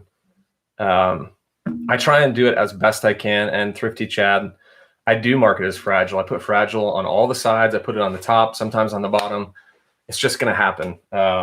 Unfortunately, some people may not care as much because, I'm not going to say that happens. I've sold plenty of dinner sets and it hardly ever happens. But when it does, it's just not fun. And a lot of people will say, well, don't sell breakables. But I make too much money to not sell breakables. Like, I'm willing to assume the risk of getting one broken out of 10 or 15 or 20, whatever it is. Because as you see here, this one going to Alaska is going to give me $45 profit. So, but on these dinner sets, easily make closer to 100 in profit, 75, 80. So I'm not going to stop shipping them because they're breakable. So too good of money to do that. So with these plates,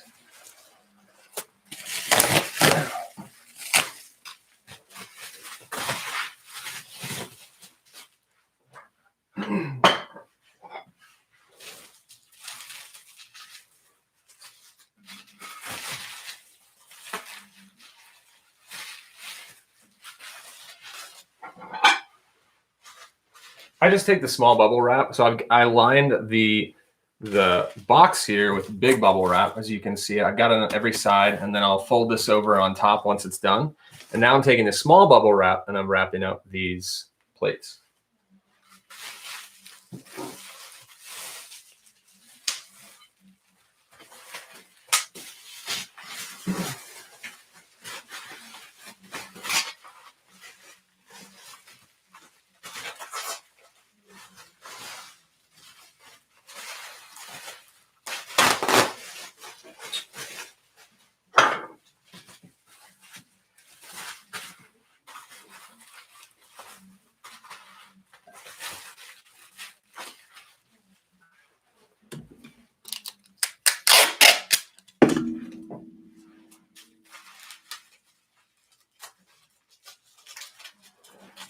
I'm gonna go ahead and go one more piece on this just to cover it up. All right, so there's 3 plates. You can see I've got it sandwiched in between.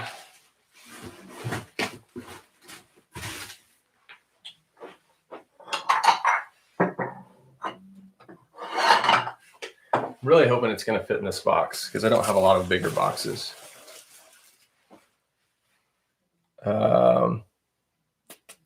Thanks for investigating Shippo. You could be the hero we all need. Well, not going to be today, but looks like I've got to do some more things to get it set up. But maybe on my next shipping live, I'll be able to have it set up and be like, hey guys, I'm using it now.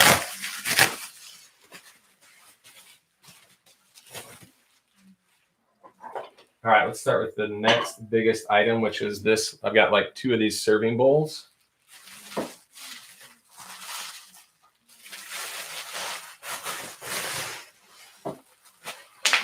I basically just go back and forth. As you can see, I've got those 2 in there. Then I'm gonna move up to the next biggest. I've got 4 of these guys right here. See if you can see this.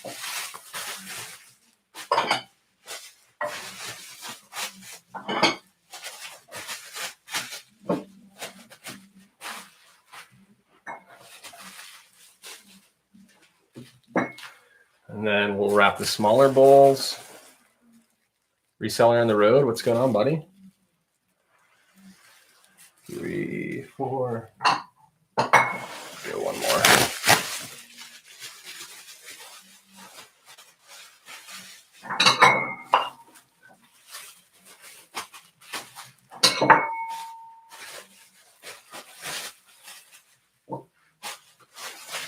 And I'm just going to wrap this. I've got extra. I'm going to wrap around the edges to get all of the plate edges wrapped, or the bowl edges. All right, moment of truth. Are we going to make this work? It's not looking good. I've got everything in and I could seal it up now, but I've still got this bowl. I think what I'm going to do is I've got room in the side, like in the corner. If I lay it kind of up and down like this, I think I can get it. Yeah, I can get it in there. So that's putting a lot of pressure on this edge that's going to be laying down. So I'm going to wrap this a lot better than the others. So that way, if it's rattling up against, it's covered with several layers of bubble wrap. Don't want to push that off the bench while I'm showing you. That would be a disaster. That would make that shipment to Alaska even worse. Let's just go 4.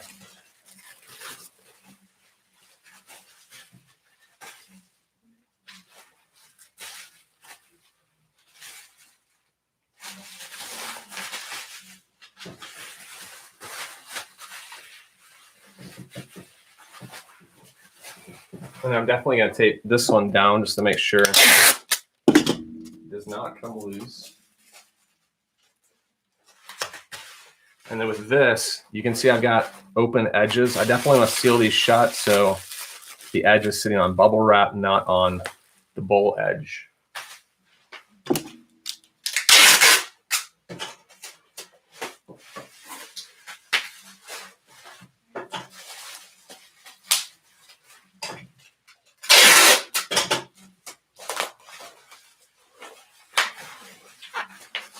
All right, just like that. And let's put it in and see if it's going to fit.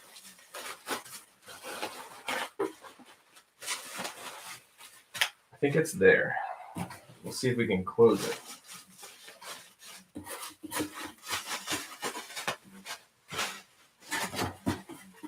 It's close. It's really close. I don't want to like force it down, but I think I'm going to get it. Just like that. All right. It's going to have a slight bubble, but let's see. See if I can make any more room in there.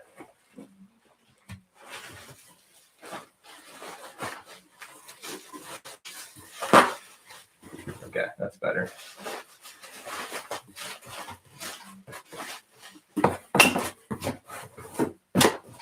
Much better.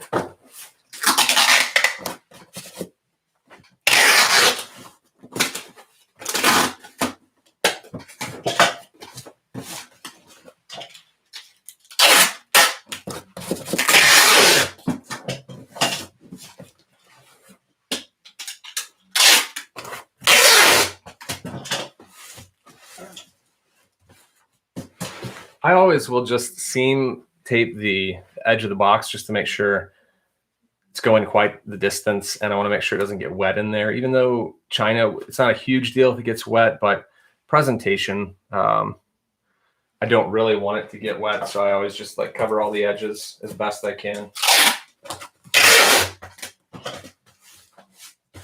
Now we need to reweigh this and make sure we are under 16 pounds. So I've got it taped.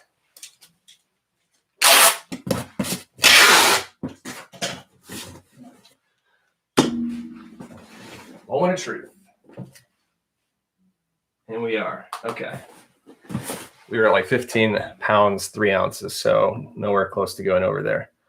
All right. So priority mail is 56.69. And let's go ahead and get this. Let's order it. Thanks for hanging with me, guys. I know you could be doing other things, but I really appreciate it. Anyone in here? I do a show every Thursday. Anyone jumped into that? Like I said, sometimes going from TikTok to YouTube, people have different names. It's hard to track who's who. All right. I'm not going with insurance on this. I mean, I should say I do have insurance. It's priority mail. I've got $50, but I'm not purchasing additional insurance. So I'm going to take a chance on this breakable set of plates and bowls.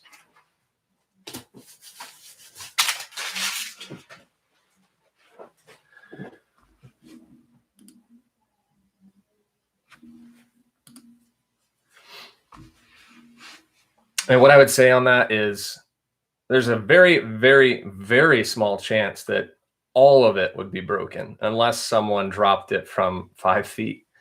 If that happened, I'm guessing everything would be shattered. But, you know, maybe it got jostled or maybe it got bumped and there's a chip on a bowl. Usually that's more likely the case if I am going to get a breakable. And then at that point, if the buyer reached out and said, hey, I received the items, one of the bowls is chipped or one of the bowls is broken, then I would just negotiate a partial refund. You know, 13 pieces, $125. I'd say $10 per broken piece. So if the buyer reached out and said, hey, one of the bowls is broken, hey, how does $10 sound to fix, you know, how does $10 sound to fix that, to take care of that bowl that's broken? Or if it's $20, you know, and in that case, I could still go back to the post office and get up to $50 on that priority mail. So the likelihood that it's going to be like the whole 13-piece set is going to be shattered is very slim. So now I'm just using these. I've got my phone set up on my fragile stickers, so I'm trying to get them out so I can put around this box.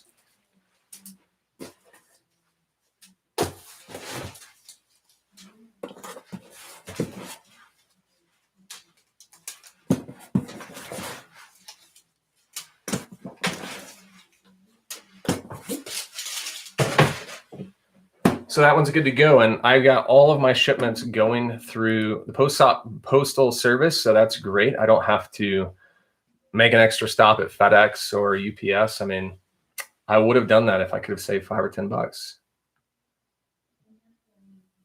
$10. Here's a fun little thing that just came in. I just got I'm gonna take this jacket off. It's hot in here now. I just got an email from a buyer of an item that has been out there for 3 weeks and not very happy. So I'll just real time bring you into this message. It says, hey, and this isn't the first time they've reached out. We've been going back and forth. Thrifty Chad, I shipped out 26 items. So this buyer ordered a pair of BCBG pants, women's pants, new with tags for $30, $29. And we've been having issues lately with our post office just because we had a week of snow and everything was behind. And then on top of that, like the Northeast was behind with snow. There were a lot of post offices that were very delayed. And she ordered these on February 14th or 16th, mid-February. After a week, she's like, hey, I need these by Saturday. I hope they show up. And I'm like, okay, I checked. They're not tracking. Like I uploaded tracking, but they're still saying they're sitting here, which happens from time to time. For some reason, it won't update for a while. It looks like it's still sitting here, but then it updates and it's somewhere out there.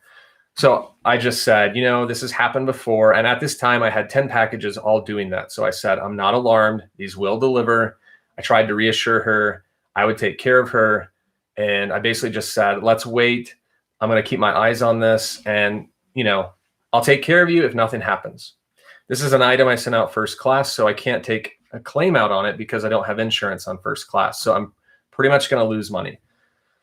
So a week goes by. She's like, that's fine. She wasn't mad. Week goes by. She's like, hey, I still am not seeing. It's been 2 weeks. My item still is not moving.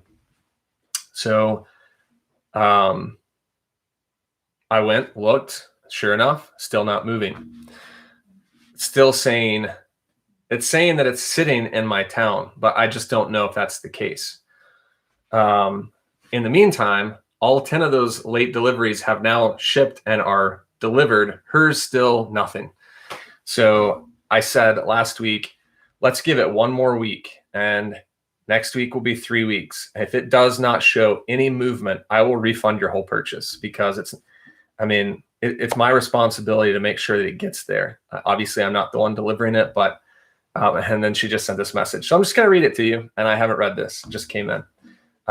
She said, hey, and she's got almost 1,100 feedback. So she's an experienced eBayer, but hey, this package is not on its way to me, period. Can you please request a missing mail search on your end? I've done 2 USPS requests with absolutely no resolution, and USPS just closes my missing mail searches.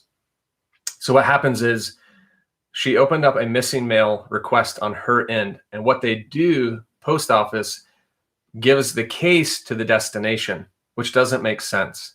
So in her hometown, that facility gets this case that, hey, we're missing a package. Well, they don't have it. So they don't know what to do. So what do? They close the case because they're like, well, it's not here. We don't have it. And they don't want it on their caseload. I don't know why they don't open the case with like the shipper's post office. Doesn't make sense to me. But every time I've opened up mail packages, it goes to the destination and the destination closes it because they don't have it, which in my case, I'm like, that's not a huge deal. It's still on the way. But if you're the buyer, you're thinking, why did you close the case? And you get more alarmed. So there's some things they could be doing here to help out the situation. They're not. I don't understand. And then she says, something is not right. I'm a seller myself and have been dealing with delayed mail since December, but never, ever this late. So she's been very understanding. She knows the drill. She knows that we've all been dealing with delayed shipments. She said, but never this late ever. Even my media mail, that is the slowest, is delivered within 2 weeks. I want my refund at this point. If this ever gets to me, I'll send it back to you. I'm done with it. You can even request the item mailed back to you when they find it once you submit the missing mail search. Please send me my refund. Thanks. So here's what I'm going to do. I tried sending her a refund this morning, but the button was not there because she opened a case. So for some reason, I'm going to have to call eBay. But I want to honor my word. It hasn't shown movement.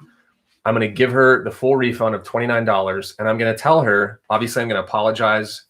I'm going to tell her, if it ever delivers, please just keep it for your troubles. Like she ordered this for some kind of weekend, like maybe she had a girls' weekend or something. She said she needed it for a specific time and she didn't get it. So I feel bad about that. It's not my fault, but I'm just going to tell her to keep it. So the best thing to do is just, especially when the buyer, you have to be really good at discerning, is the buyer just frustrated and they want resolution, or are they trying to scam you? This person is clearly not trying to scam me. They're just frustrated. So I'm going to take care of her. I'm going to bless her. I'm going to go above and beyond and just give her the refund and say, keep the item when it gets to you, because it may not ever, it may be lost. But if it does, I don't want her to go through the trouble of sending it back.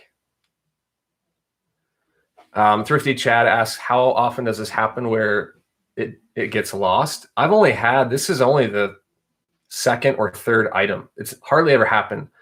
Like we went through Q4, elections, COVID, snowstorms, all of that. There were so many packages delayed and they all delivered. I opened up on behalf of my buyer, on behalf of my buyers during Q4, when everything was like 2 to 3 weeks behind. I opened up probably 4 to 5 cases for missing mail. And The USPS, I just filed a claim on priority mail packages and they sent me checks like immediately. I was shocked.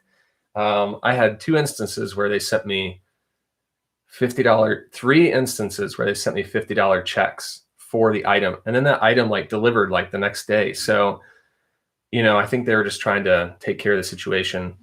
And the buyers were great. They were understanding. They just wanted to make sure I wasn't a scammer. So,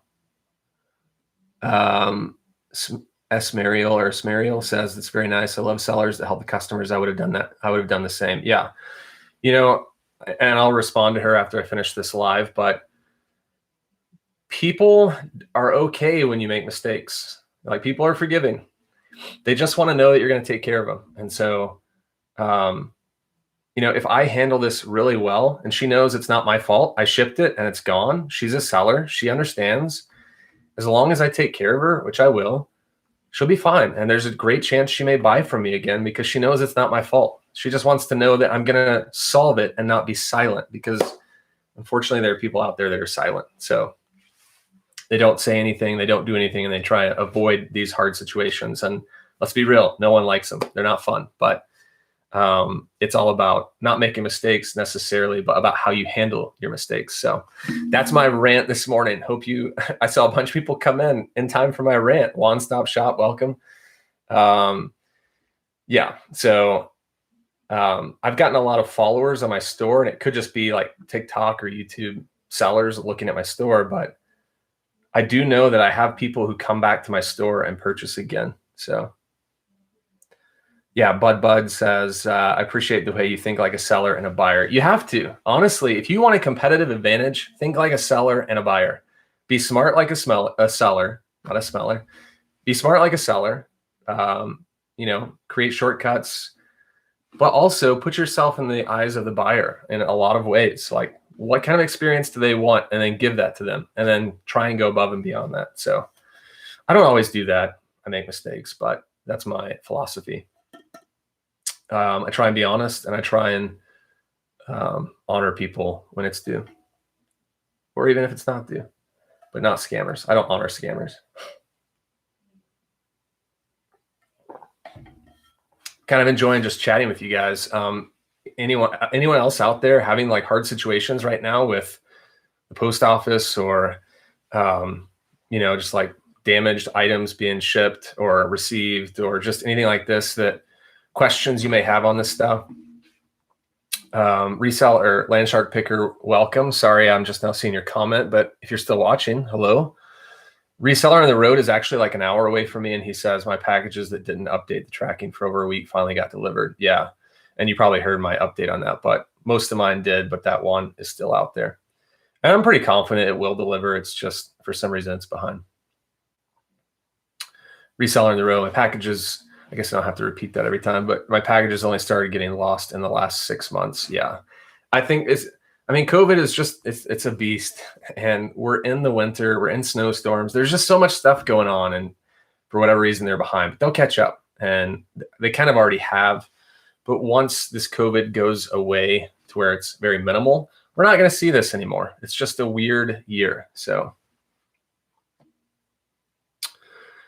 I just shipped a drill. I told the buyer to let me know if there were any problems. Did they get it? I guess you just shipped it, so they haven't received it yet. Hopefully everything's good with that. Yeah, I'm sure you'll be fine, but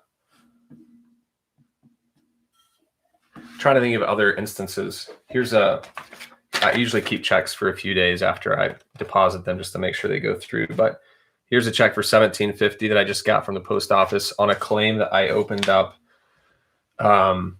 3 months ago. It was the end of November. I had a lady buy 2 mugs from me. I shipped them, wrapped them in bubble wrap, did the best I could, filled the whole box with bubble wrap, and she got them, and one of them was broken.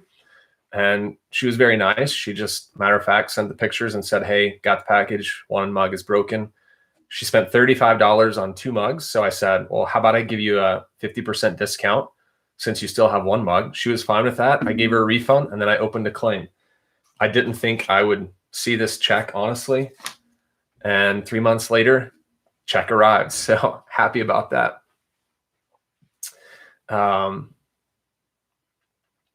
But yeah, I can't do that with these pants because they were first class. So they won't send me any money on those. Only if it's priority mail or only if I had paid for insurance.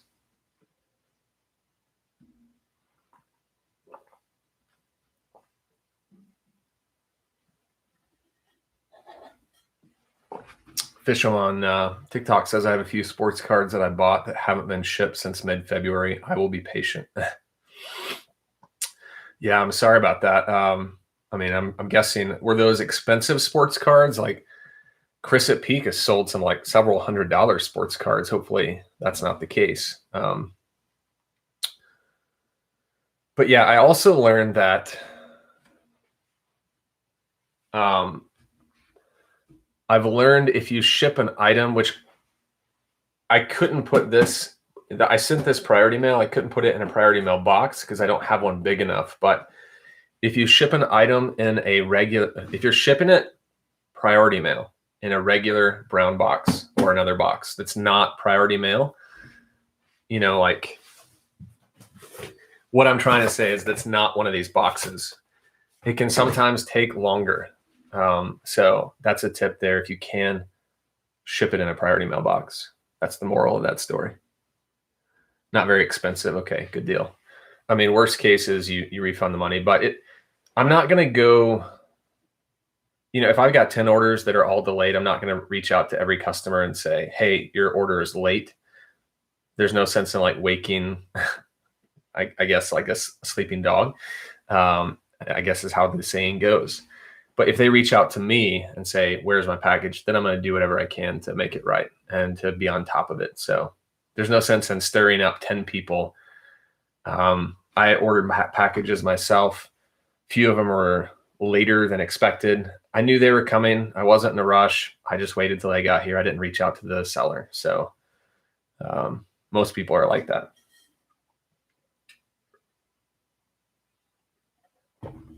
Trying to think what else has happened.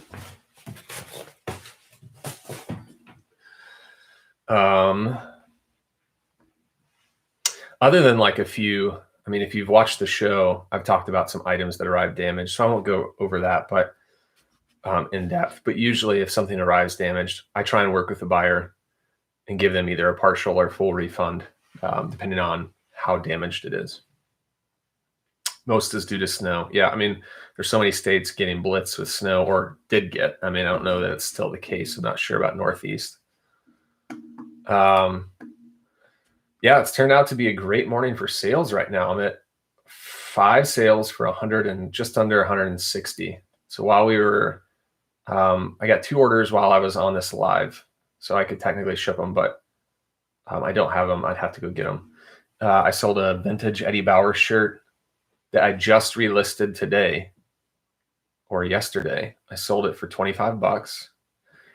And I sold a pair of Diesel Viker jeans while I was on the live for full price for $90.34 that I paid 10 bucks for. So I was pretty stoked about that one. And then the other 2 sales today were like $20, $25 items. Oh, I've got an offer. So I got a pair of Cole Haan. Let's just play a game, guys. Those watching, get your fingers ready. Cole Haan loafer dress shoes, men's size 8.5.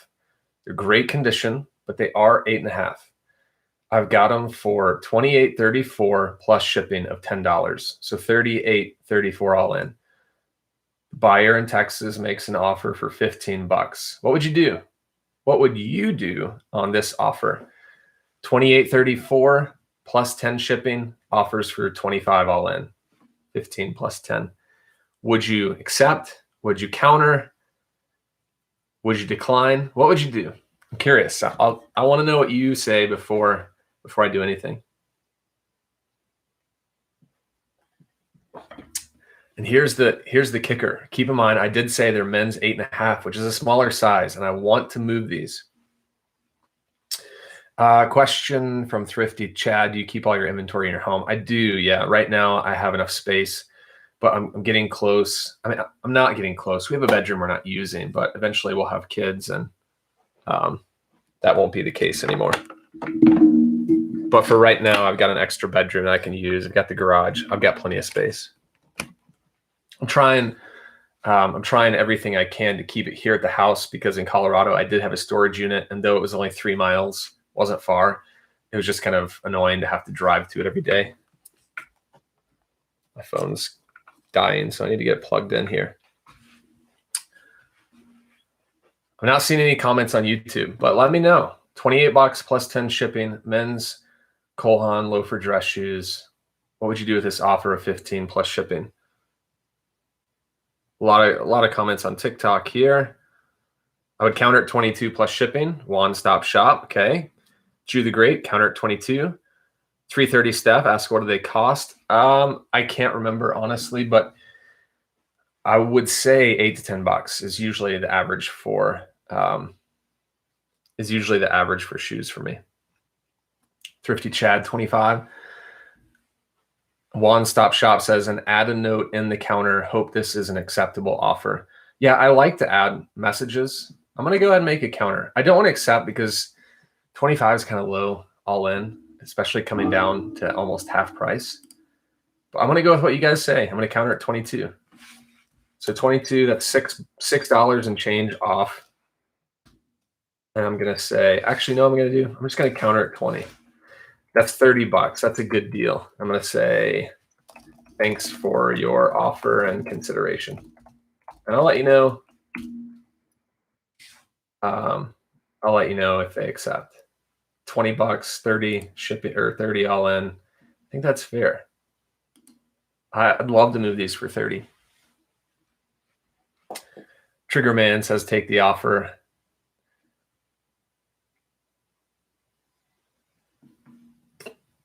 We'll see what they do.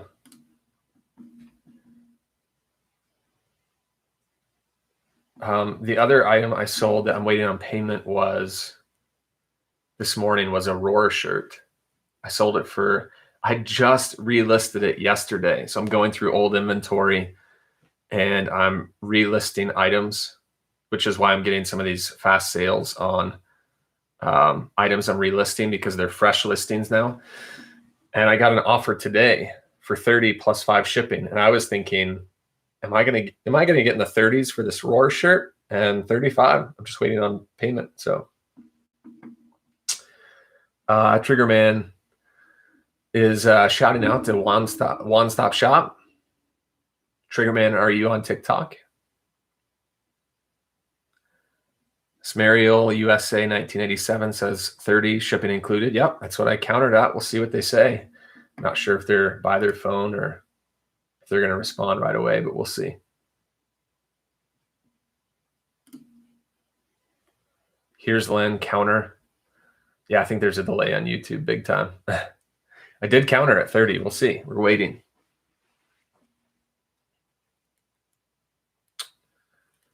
Oh, sorry. Someone put a question in. Oh, that was a while ago. Never mind. Triggerman, both YouTube and TikTok. Thanks, buddy. That's dedication right there. I got to do a shout out on that. YouTube and TikTok. Is there a lag on one or the other, or are they both going at the same? Like, is one ahead of the other? I guess is what I'm saying.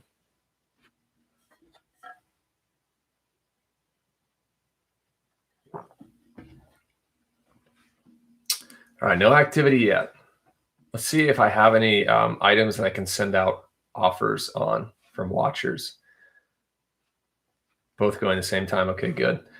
I've got 7 eligible items since I started this live that people started watching, so I can send out some offers and see if I can snag some sales. Before I do that, let me ask this question that came in, because my viewers are important to me. When do you know when to put free shipping or not? Well, all of my items are buyer pays shipping. I used to do free shipping, and the reason why I changed is because whenever you get a return, you have to refund the whole amount because you didn't charge for shipping. But whenever you charge for shipping, let's say I sold this shirt for $10 and then I charged $5 for shipping. Well, let's say the buyer wants to return it because they don't like it or it's the wrong size. So they send this $10 shirt back that they paid $15 for originally. I can refund $10 and keep the original shipping cost as a dead cost. And that's what I do. So if unless it's just, if it was my fault, I just eat the whole thing. I eat shipping, I eat everything. If I didn't describe it well enough, that's my fault. If it's just the buyer changing their mind, I keep the shipping because that was a fee I had to pay. I mean, technically the buyer paid, but I'm not going to give them back the money they paid because they decided to change their mind. Off work doing cleaning today, the house, then we'll start listing. Yeah, that was my day yesterday. My wife and I do cleaning on the weekends. We had like a fun day and then a not so fun day. Glad that helped you, Samantha. Ask away anytime you have questions. That's what I'm here for. All right, so I've got 7 items I'm going to send out offers on and see if I can snag buyers. So we got a vintage Orvis at 22 plus shipping. I'm going to send an offer for 19. May not sound like a lot, but on these, get off there. On these lower priced items, $3 off is like 15%. Polo Ralph Lauren, brand new shirt. I've got it for 37 plus 5 shipping. I'm going to send an offer for 32. Brand new shirt. So it'll be 37 all in. I feel like that's great. I've got a shirt here that is a men's small or men's medium, and I've had it for a very long time. So I'm going to send a very good offer on this one because I want to get rid of it. And I'm looking it up to see how long I've had it.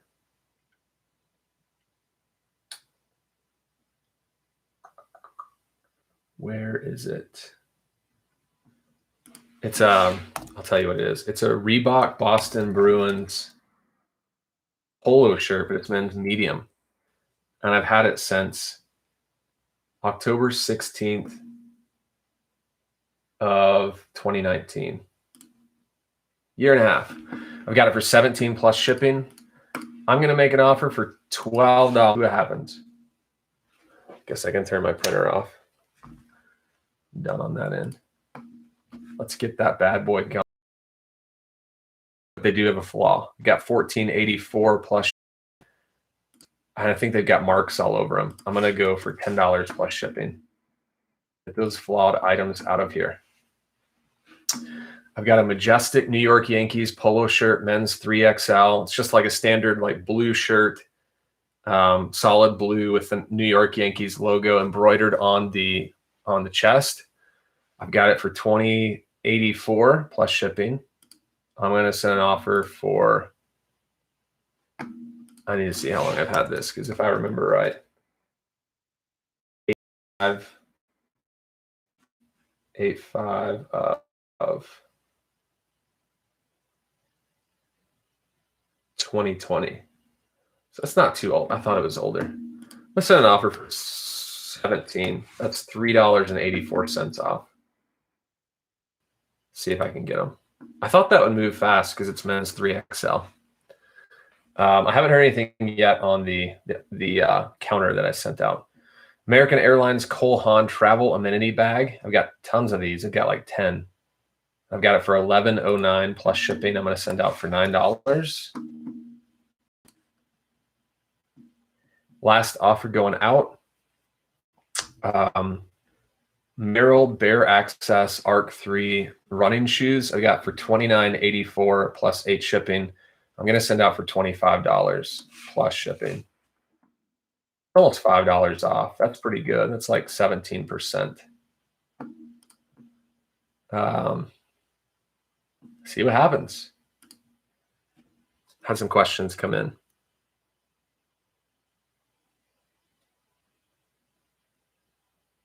Oh, Triggerman said, just want to thank you from the bottom of my heart. I started thrifting last November. Okay.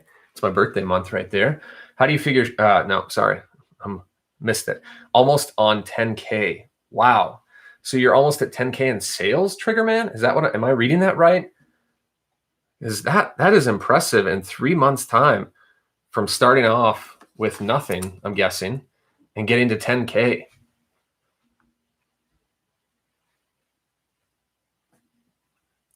Props to you, Triggerman. That's amazing. And that I love hearing those stories, guys. I love hearing that I'm helping you guys. That's why I started this channel. How far along in your reselling did you wait to buy all the supplies, label, printer, scale? That's a great question. Some of those you need right away. They would really help you now. Some of those you can wait on. What I would say is scale, I got right away, because you got to know, if you're going to ship from home, even if you're not, you got to know. Well, I guess you could ship it from the post office, but I would get a scale pretty quickly on. And let me just say, in my YouTube videos, in the bottom of each video, in the description, I've got all of my supplies listed. So you can go click, you can find the printer I use. It's $30 on Amazon. You can click it.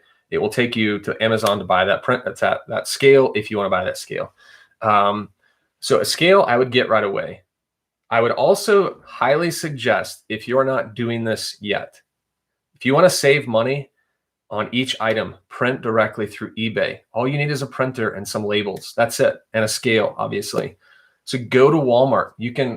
I bought this Canon printer for pretty much the cost of ink. I paid $50 at Target, came with black and color ink.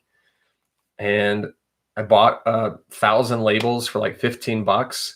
And I started printing through eBay, and that has saved me quite a bit of money. So that's what I would recommend.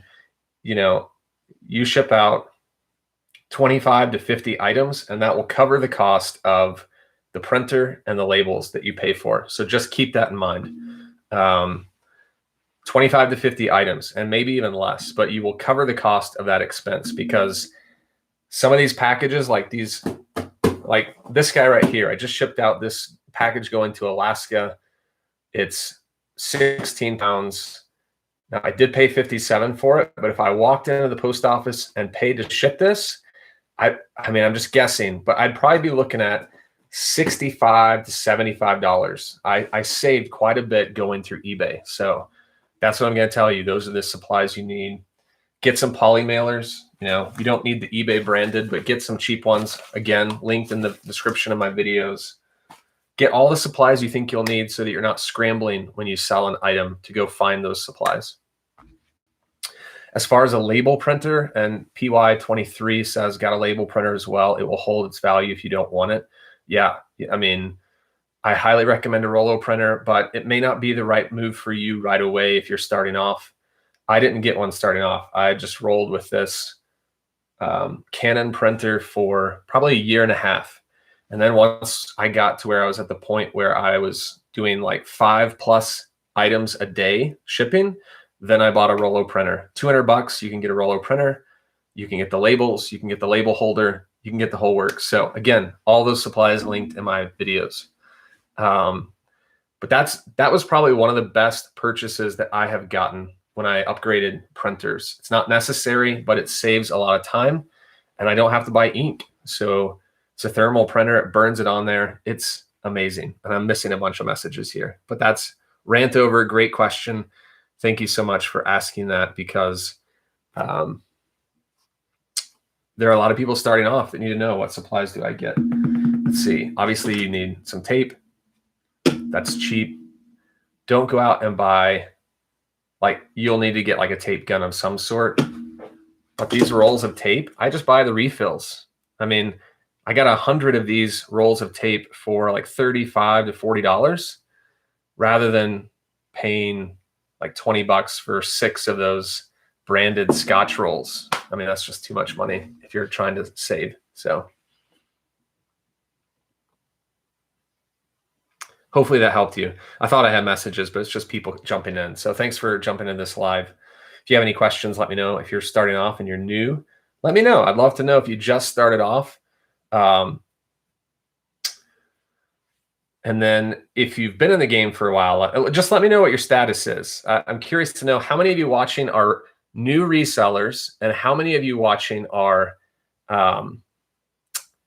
experienced resellers. And experienced, in my mind, is like you've been selling for a year or longer. And I will say, I'm really pushing to get YouTube monetization. So I've almost hit my watch hours. So I'm really trying to get this video to get watch hours so that I can finally turn on monetization on my YouTube channel. If you guys are watching on YouTube and you haven't already, would you hit that like button for me so that people can jump into this as well? I've got 5 likes so far, which I do appreciate that so much.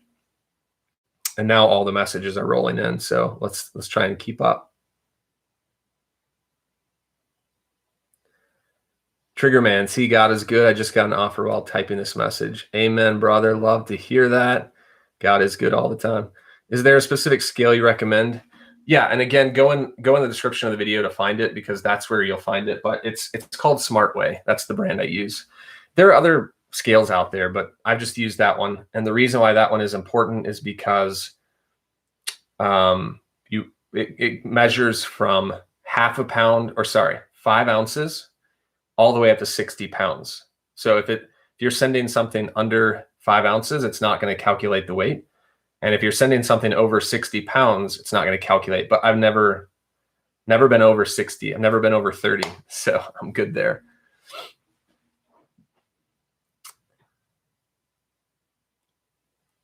Fisham, what did I do before this? Got some likes on the video. Thanks so much, guys. I appreciate it. Leave me a comment if you're watching and you haven't. I'd love to know who's watching on YouTube. What did I do before this? So we used to live in Colorado. We were just north of Denver. And I'm having a lot of fun, guys. So I originally came on for like an hour to ship, and you guys are asking a great question. So I'll just hang out for a while because this is fun. So I think I'm doing these lives too early because most of you are coming in now and it's later. So maybe I should do them a little later on a Monday.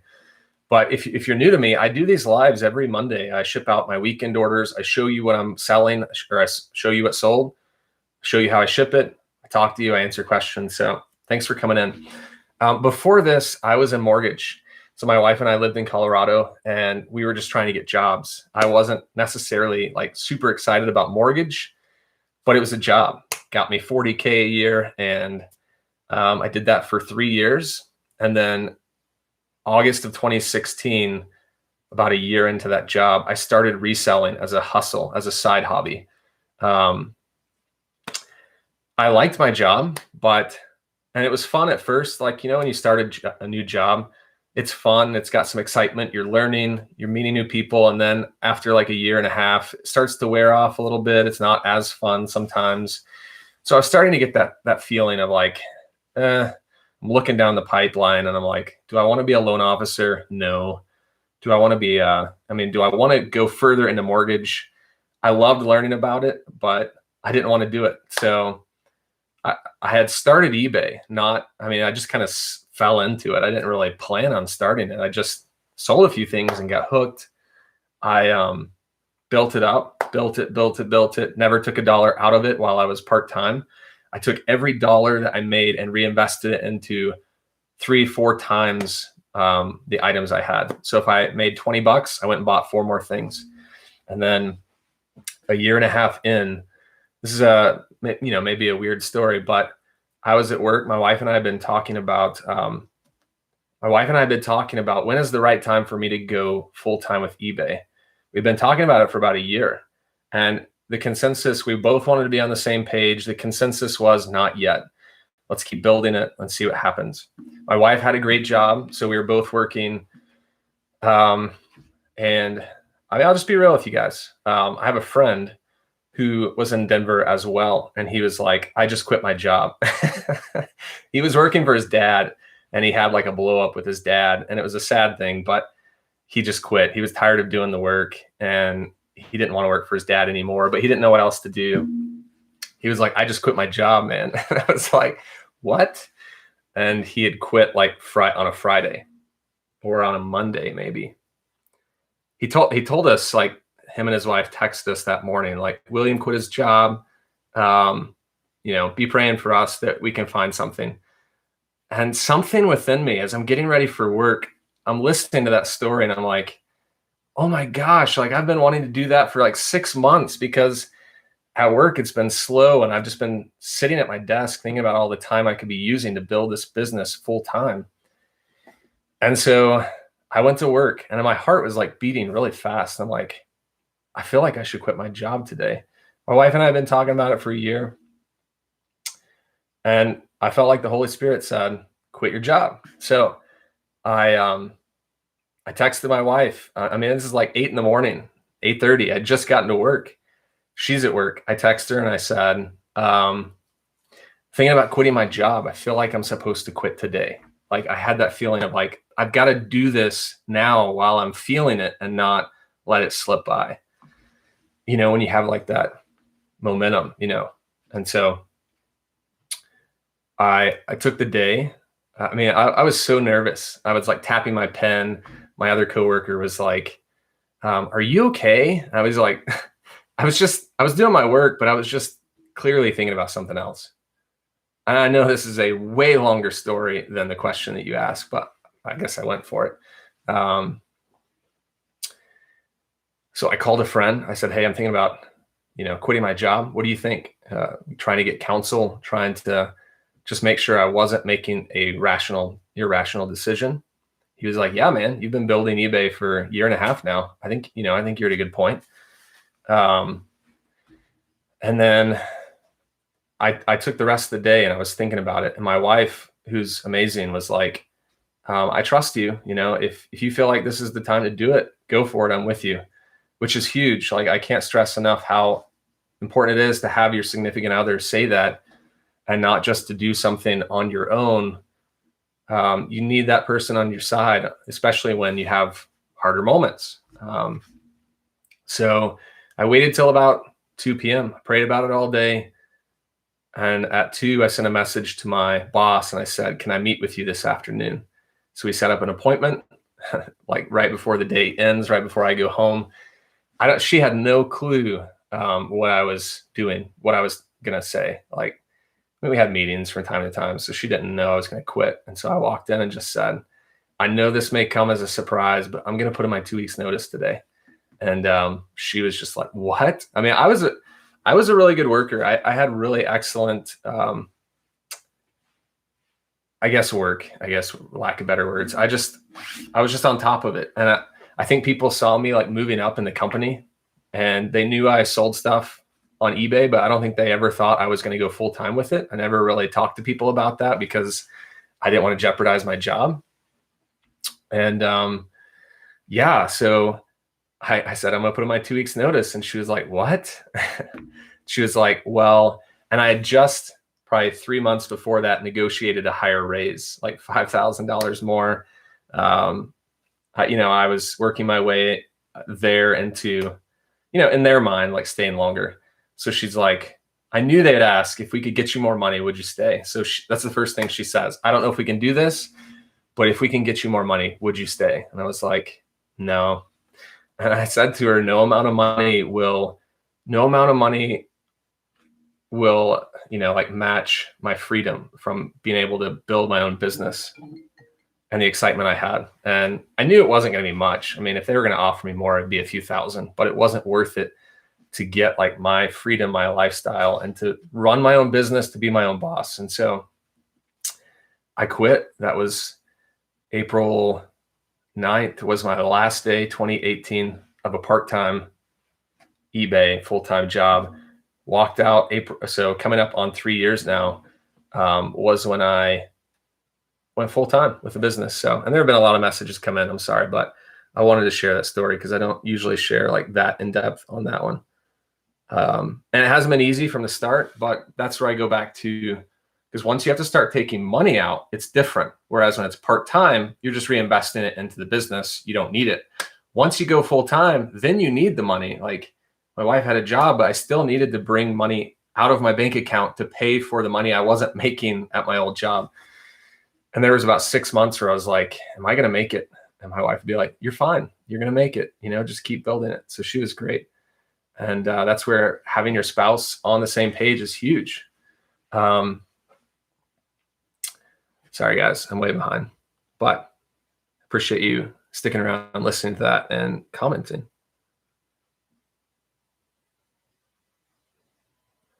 Adam, what's going on? Life is good, brother. Hope it's good with you too.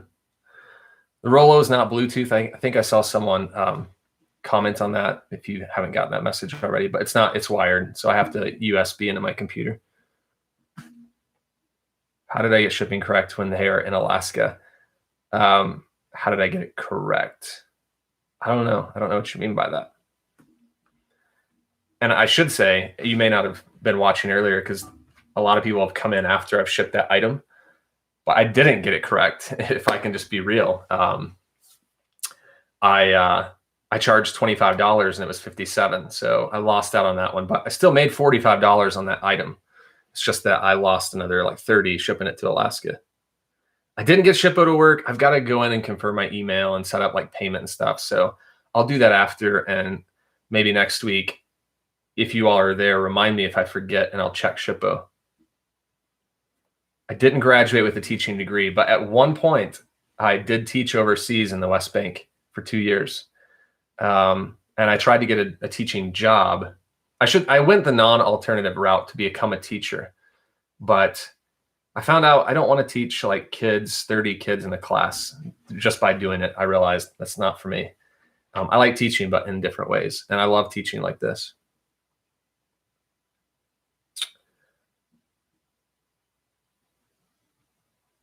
Got a scale. Samantha, are you serious? You already got it. Nice. Way to go.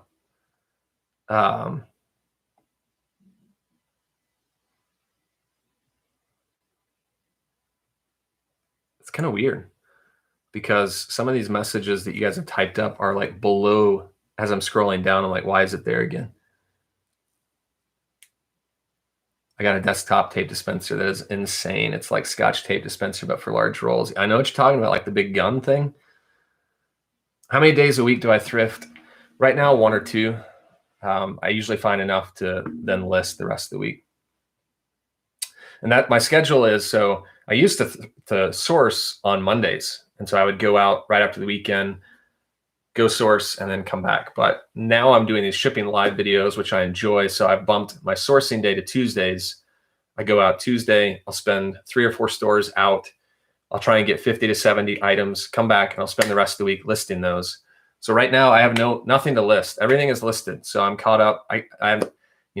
After this live, I'm going to go to the post office. I'm going to go to the thrift store, run some errands, but source as well today, just because I have nothing to list. What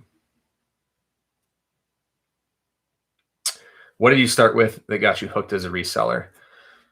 My wife and I were on our anniversary trip, 4 years in a mountain town, and I picked up some cool pants, KUHL, and picked up 2 of them for $10 a piece, sold them both for $30 each, and that hooked me in.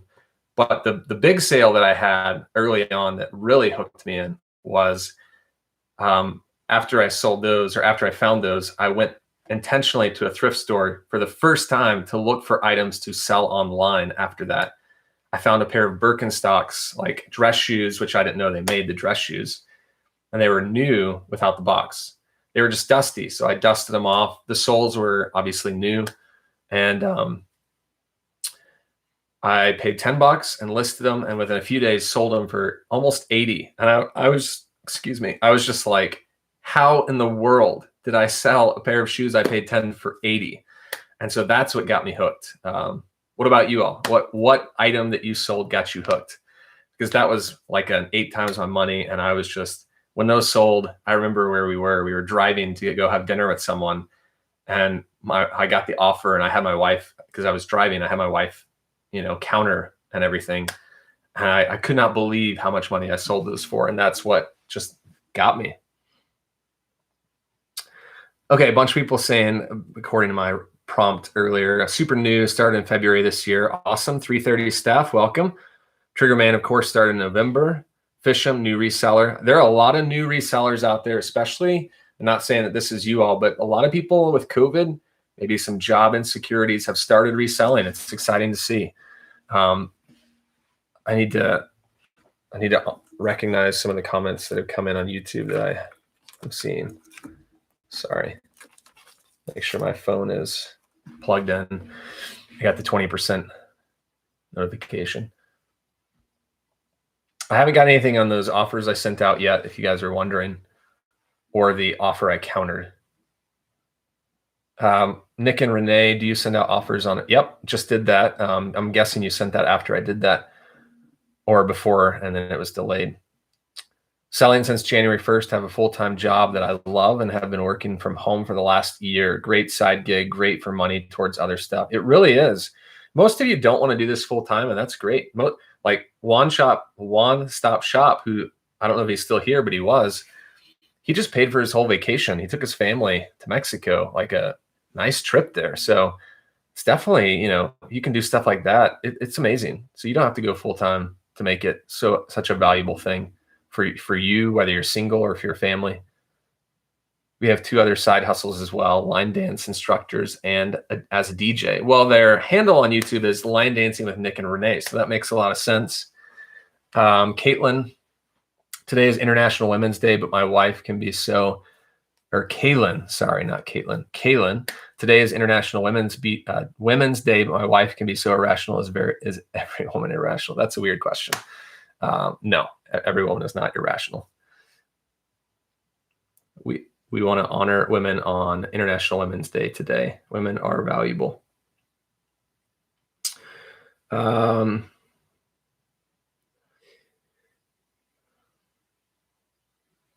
Smariel, how do I find you on YouTube? And if I'm pronouncing that wrong, let me know. Sorry.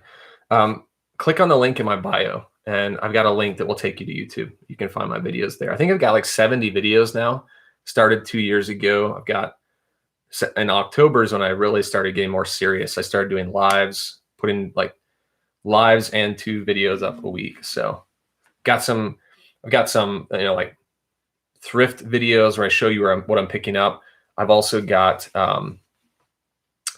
what sold videos. I need to do one of those. I haven't done those in a while. I'll ask you guys, what's the most valuable thing to watch as someone learning? What types of videos do you like? Because I need to put some videos out this week before we go on vacation.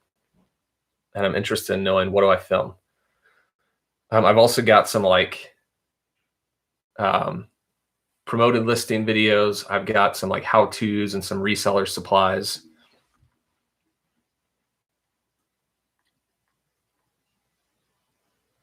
Bought a Batman Hot Wheels car for $3 and sold for $105. Wow.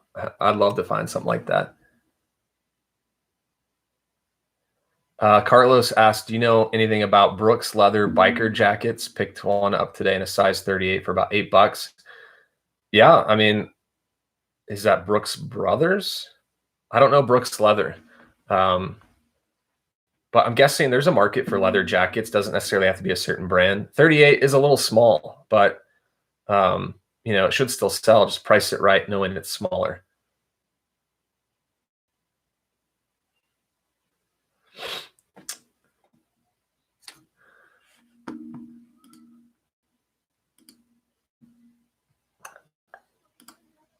Sorry guys, we're getting rid of a YouTuber that is scamming, or trolling, I should say, not scamming.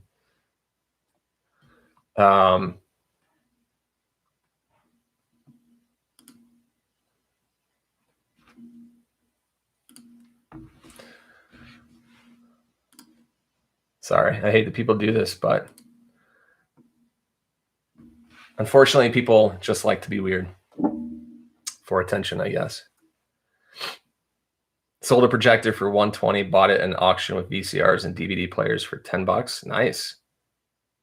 Vintage Tupac shirt at the Benz for $1 and sold it for $200. I'd love to find stuff like that. I just don't find those vintage tees as much, but I just don't spend a lot of time with the t-shirts because it's like, you spend a lot of time and it's hard to find those vintage tees. SWVA, Southwest Virginia, I'm guessing, Flippin' Mama. Is that correct? Am I saying that right? But she's asking, having steady sales after a few months, how do you organize for taxes? So everything I do for tax purposes is GoDaddy, godaddy.com. For those of you interested, $10 a month. It's a bookkeeping software. I log in. It's web-based. I link eBay. I link my bank accounts. I link my credit cards. I link anything that has like financial stuff. I link Amazon, Facebook Marketplace. I don't know if you can link Facebook Marketplace yet. I'll have to see. I link all of that. And by the way, Southwest Virginia, where are you watching from? I have relatives in, I don't know if Harrisonburg is, I don't know if that's Southwest. I don't think it is. But it links all of those accounts, and then you just click update. It pulls in all your transactions. You make a sale, it pulls in your money, pulls in your bank accounts, and you just tell it what it is. So that's a sale, that's supplies, that's cost of goods, whatever it is. It's awesome. So GoDaddy.com is a great way to organize, and that's what I use for taxes. And it can be somewhat complicated if you don't know what you're doing, but I'd say give it a shot. $10 a month. Christiansburg, Virginia. I don't know where that is, but like I said, I have relatives in Harrisonburg, which I'm guessing is further northeast. You can link Marketplace. That's great because I need to do that. I've made 2 sales so far, but I don't have it linked. I haven't been paid for them yet. Like it hasn't gone into my account. The buyer's paid. With GoDaddy, can you scan in receipts? I don't know. I've never done that, but you can also track mileage. So that's how someone was asking earlier about mileage. That's how I track mileage. I calculate the mileage after driving a day, and then I put it in my GoDaddy, and then it automatically takes out the amount allotted for mileage. So if I put in 52 miles, it calculates it and spits it out as an expense.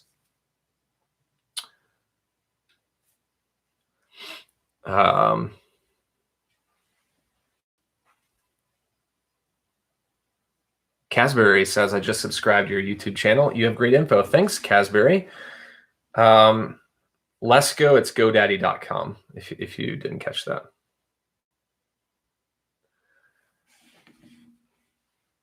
Carlos, thanks. You've helped me a lot in the last month of selling. Great, Carlos. I'm excited that I've helped you. I love hearing those things. It never gets old. Because honestly, especially when you're a full-time seller, I don't have a workplace where I go to talk to people. Like if I were at work at my old job, I'd be talking to the people around me. We used to do like fun breakfast mornings every Friday, and I don't have that anymore. I mean, my wife works from home, which is great, but this is my way to connect with the reseller community. So I appreciate that, Carlos, and that's why I'm here. So basically what I'm saying is, long story short, anytime I get these messages where it's like, thanks, you've helped me, it really helps me to see, that our other people on the other side are watching and they are connected. Trigger man, ignore negative people. Yeah. Unfortunately, though, sometimes I read the comment before. I should start reading the comment before I say it out loud. That's the thing. Someone almost got me last week, and I read it, and I was like, I've learned how to remove and block. I'm good. I've got power in my click here. Trigger man asks if I promote everything in my store. I do. There's only one item out of 1,400 listings that I have not promoted, and it's because it's an expensive item that there aren't a lot of other competitors in, and it's like a medical device that I've got for like 300. And I just actually sold the same item. Funny story. My dad gave me this, it's like a back traction device. It's like comes in a carrying case. If you saw my TikTok video, it was that big 30-pound thing that I taped up with eBay tape. I sold that for him for $255. And then 2 weeks later, I found the exact same one in the thrift store for $75. So I obviously bought that because I'll turn 75 into hopefully 250 to 300. So I'm not promoting that because I sold it originally, not promoted. Yeah, I mean, I get that. But if I look, basically, Southwest VA Flip and Mama says you should promote everything, even if it's just 1%. I do agree with that. But for that item in specifics, there's only 10 other resellers, maybe 20. So, I'm a top rated seller. I offer quick shipping. So I've got some things working for me that they may choose me. I offer international shipping. So there's some things working for me that may not be for others. I did sell on Amazon, Dustin. I used to sell quite a bit. I did books, and I did not a lot of books, but anytime I'd find brand new unboxed stuff, I'd sell. But I just got to the point where I couldn't find it anymore, stuff that was worth selling. So I haven't sold on Amazon in about a year and a half. But there's definitely a market. I've got a good friend that does books full time and makes 6 figures. So, line dancing. I bet Jason has been to the Grizzly Rose in Denver. I used to drive by that because we lived north of downtown. I would drive by that every day on my way out of town. The Grizzly Rose is like I've never been there, but it looked like a country venue. Yeah, Reseller on the Road says on YouTube he doesn't promote, but I'm sure it helps if you're selling clothing. And Reseller on the Road, I don't think you're selling clothing as much, so I think you may be better off. But if you're selling clothing, you almost have to promote. It's too competitive. You gotta get seen. If I'm selling a Ralph Lauren shirt, I've got 3,000 people selling a Ralph Lauren shirt. I can't afford to be on the 30th page or the 300th page. Like it has to pop up at the top every once in a while. And my prices are typically higher, so I promote everything. And I either have to price it lower and promote lower, or price it higher and promote higher. That's just how I do it. I'm far from a country guy, but that place was fun from Chicago. Yeah, I never went. We're going to Denver actually this next week, so I can't say that we'll go there on our week limited time, but I know that place. I would always look at it as I would drive by and be like, I wonder what's going on in there. Cost to promote items, Mark. Great question on TikTok.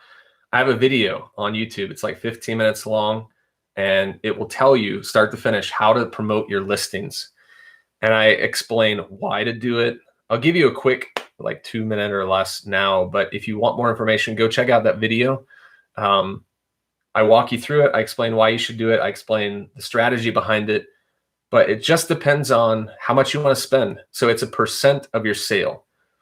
Trending rate on clothing is around 7%. That's going to depend on what type of clothing, men's, women's, etc. But for like a men's button-up shirt, we're at like 6.7%. So that means if I promote it at 6.7%, I'm going to pay that percent of my sale as a fee. The higher the percent, the more you pay, but the more you're seeing. So if you've never promoted before, I would say start off, promote your items 1-2%. Just get in the game if you're selling clothing for sure. And then from there you can tweak it. You can run a promotion for a few days, see what you like or don't like, and then adjust it. PY23, I promote it 1-3%. Yeah. I've just always promoted around 6 to 7, but like I said, my prices are higher, so you may be better off if you're lower.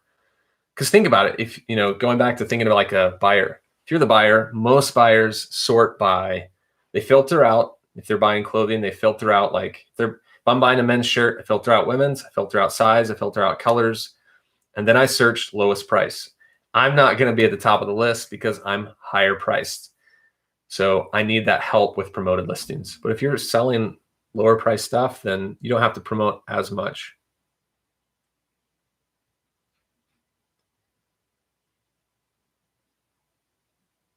But Mark, if that doesn't answer your question, I would say go check out that video because it is informative. For Sugar Bear asked if I sell on Marketplace, Facebook. Yeah, just started. I used to sell locally only, but now I started shipping in the last 2 weeks and I've already sold 2 items. I'm not selling clothing. It's just too competitive, but I've sold 2 pairs of shoes and I'm putting hard goods up and they are getting views. It's definitely a viable option. I'm loving it right now. It's getting quite a bit of views. Lesko's in Denver too. Lesko, welcome. Where in Denver are you? I used to live in Westminster.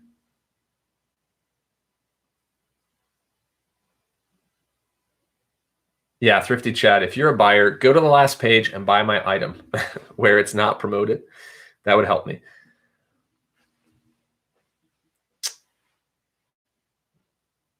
A PY23, I'm way high priced. All I sell is clothing. Yeah, you may have to promote higher. I mean, unless you're satisfied with where you are. If you're satisfied, don't change it. But I had a friend reach out who sells clothing and he was doing like, I think around 3%, and we buy very similar stuff. And I encouraged him to do trending and try it out and see. And his sales, he had a really good weekend. So maybe worth a shot.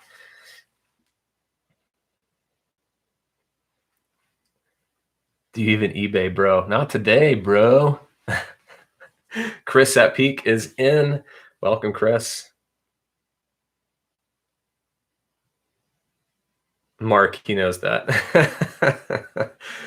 He knows I do. We talk every day. We go over analytics. We talk numbers. We talk selling. We talk thrifting. Every day we're talking voice memos, texts. Chris and I are really good friends. Funny story about that. We have a show. Obviously, a lot of you know that now. That's not the funny story, but we have a show every Thursday night at 8 Eastern for an hour. We talk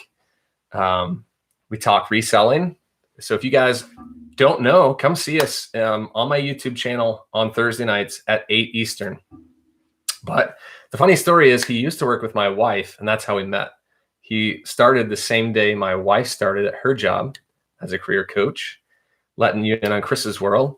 And we had him and his wife over for dinner and enjoyed getting to know them. And then Chris found out I sold on eBay, and he started selling on eBay. I mean, he'd already been selling, but he got more involved on eBay, I guess I should say. And then now he's full-time as of November or December. So we talk every day about what's popping on eBay or what's selling in general. Yeah, I appreciate that, Dawn. She says it's a great show. We had our first guest this last week, One Stop Shop. It was a lot of fun. Probably do that more in the future. Chris says, just sold a Peter Millar Summer Comfort during your live. You're my good luck charm. Well, if I can get the credit for that, maybe it's not me, but maybe it is.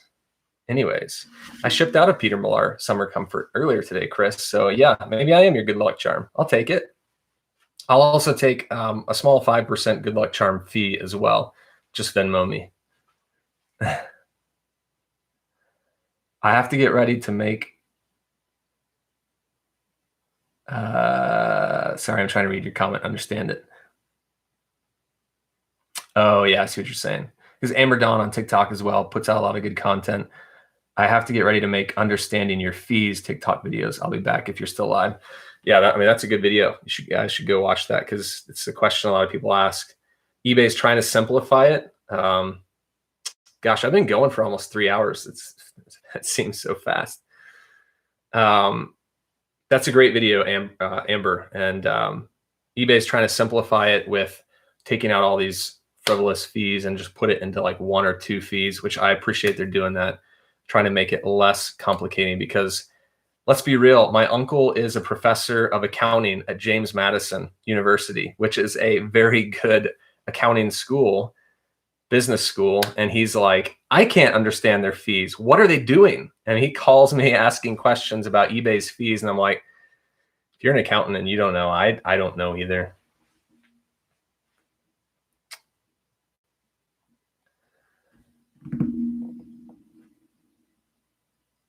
Shutting your golf starting to boom. It's the weather. That's right. Been selling quite a bit of golf shorts, some golf polos. Short sleeve is moving.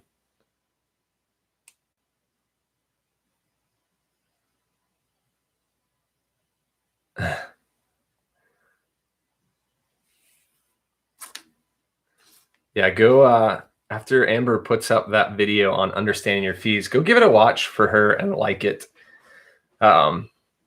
She's in a lot of these lives and joins from time to time quite a bit. So show her some love there.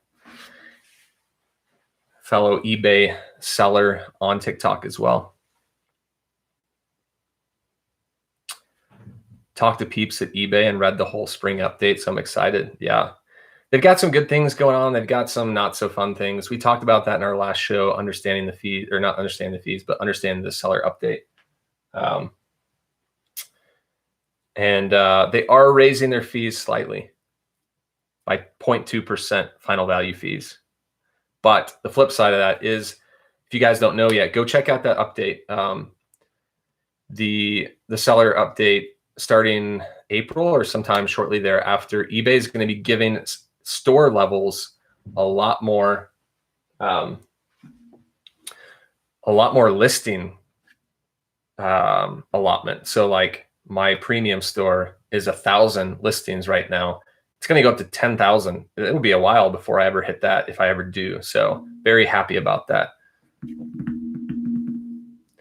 Officially, Diane, thanks for dropping in for however long you have to stay. I probably won't stay much longer just because I have been on here quite some time. I need to drop those packages off at the post office and then go thrift. But I do appreciate you guys. You guys are all awesome. Been great today. Well, Nick and Renee on YouTube, if you're headed to Denver, go to the Grizzly Rose. That's your stop right there. And Denver's a great place to be. My wife and I are going to be there next week. See you, Mark.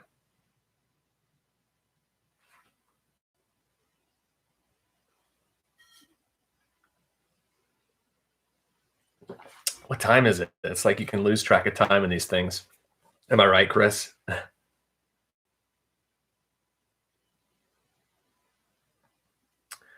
$50 listings and 1,200 yet to list. LOL. Hikes. That seems overwhelming. Does that feel overwhelming? Or is it like, did you get like an estate sale, or did you have a, like a relative that I got a bunch of stuff from? My wife and I are newbies. That's great. You got to start somewhere. So it looks like you've got your work cut out for you. Best of luck on that. Alicia, thanks for stopping in. Triggerman, you're welcome. You're welcome, Nick and Renee on YouTube. You're welcome for the tip. I haven't been there, but I'm just going to take PY23's word for it. Wife has a thrifting addiction. What do you guys thrift? What are the items you sell? Chris had a store number 2. Hope it's a good one for you, Chris. Best of luck.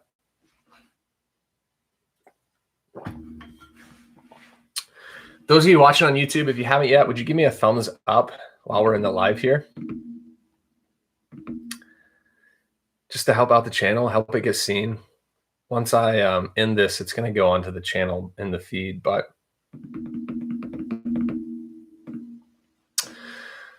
you may have already done that. I've got 8 people watching right now on YouTube and 15 on TikTok, so got quite a good number of people. And for those interested, I haven't heard anything back. No update on the offer I sent out on the shoes that I countered. Sometimes people make an offer, then they go on with their day and then come back to it later. So that could be the case. No accepted offers from ones that I sent out on those 7 items.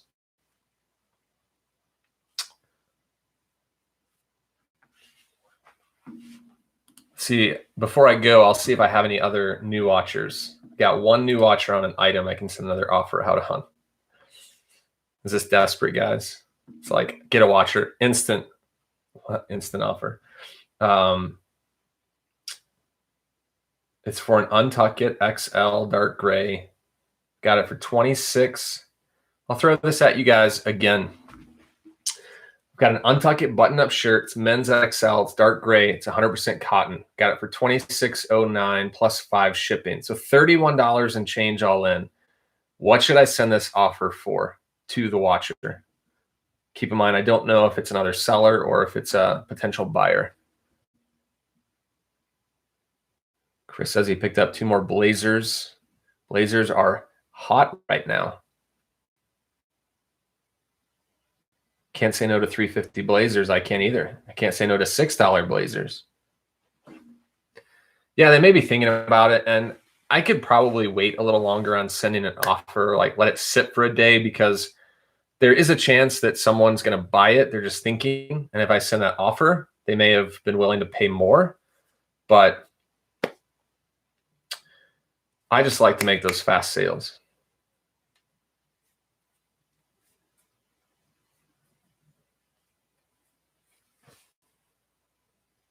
Triggerman says, I always accept offers as long as I double my profit, double your investment, double your cost, double your cost of goods, maybe? Or do you mean your profit doubles your investment? Maybe that's what you're saying. And keep it rolling like a tumbleweed. Nice. Untuck It is tanking, Chris. I sold a brand new one this weekend for $35 all in. It's going downhill. I'm sitting on, let's just take a look at it. Tell you how many shirts I have sitting in my store. 14. That's unheard of. So I'm gonna counter. I didn't see anyone make any suggestions, but I'm gonna counter that at $20 plus 5, 25 all in, like Chris is saying, which is still a good deal. I still make like 12 bucks on it, but Untuckit has got to go. I don't know why it's tanking lately. It is nuts. Maybe it's just because we've been talking about it so much. We gotta stop telling people our secrets.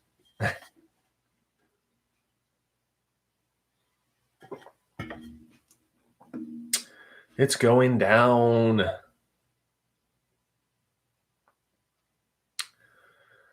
All right, guys, I think I got to get some lunch. I got to get some food in me.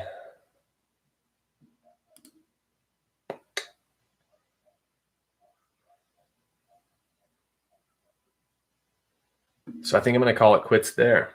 I don't see any other questions. I don't see any other comments that I've missed. I do appreciate you guys watching. I appreciate you watching until the very end. If you've been on for 3 hours with me, maybe you're listening. I do appreciate it. Chris says he might go live right now. He's pulling up the stop number 2. So if you want to jump on another show, go follow Chris if you're not, and go watch this live. Definitely a quality TikToker and a quality eBay seller right there, and a good friend of mine. So a good friend of mine should be a good friend of yours, right? Go follow him. All right, guys, I'm going to go ahead and click off here. So I'll say goodbye to YouTube first. Appreciate you guys watching. We'll see you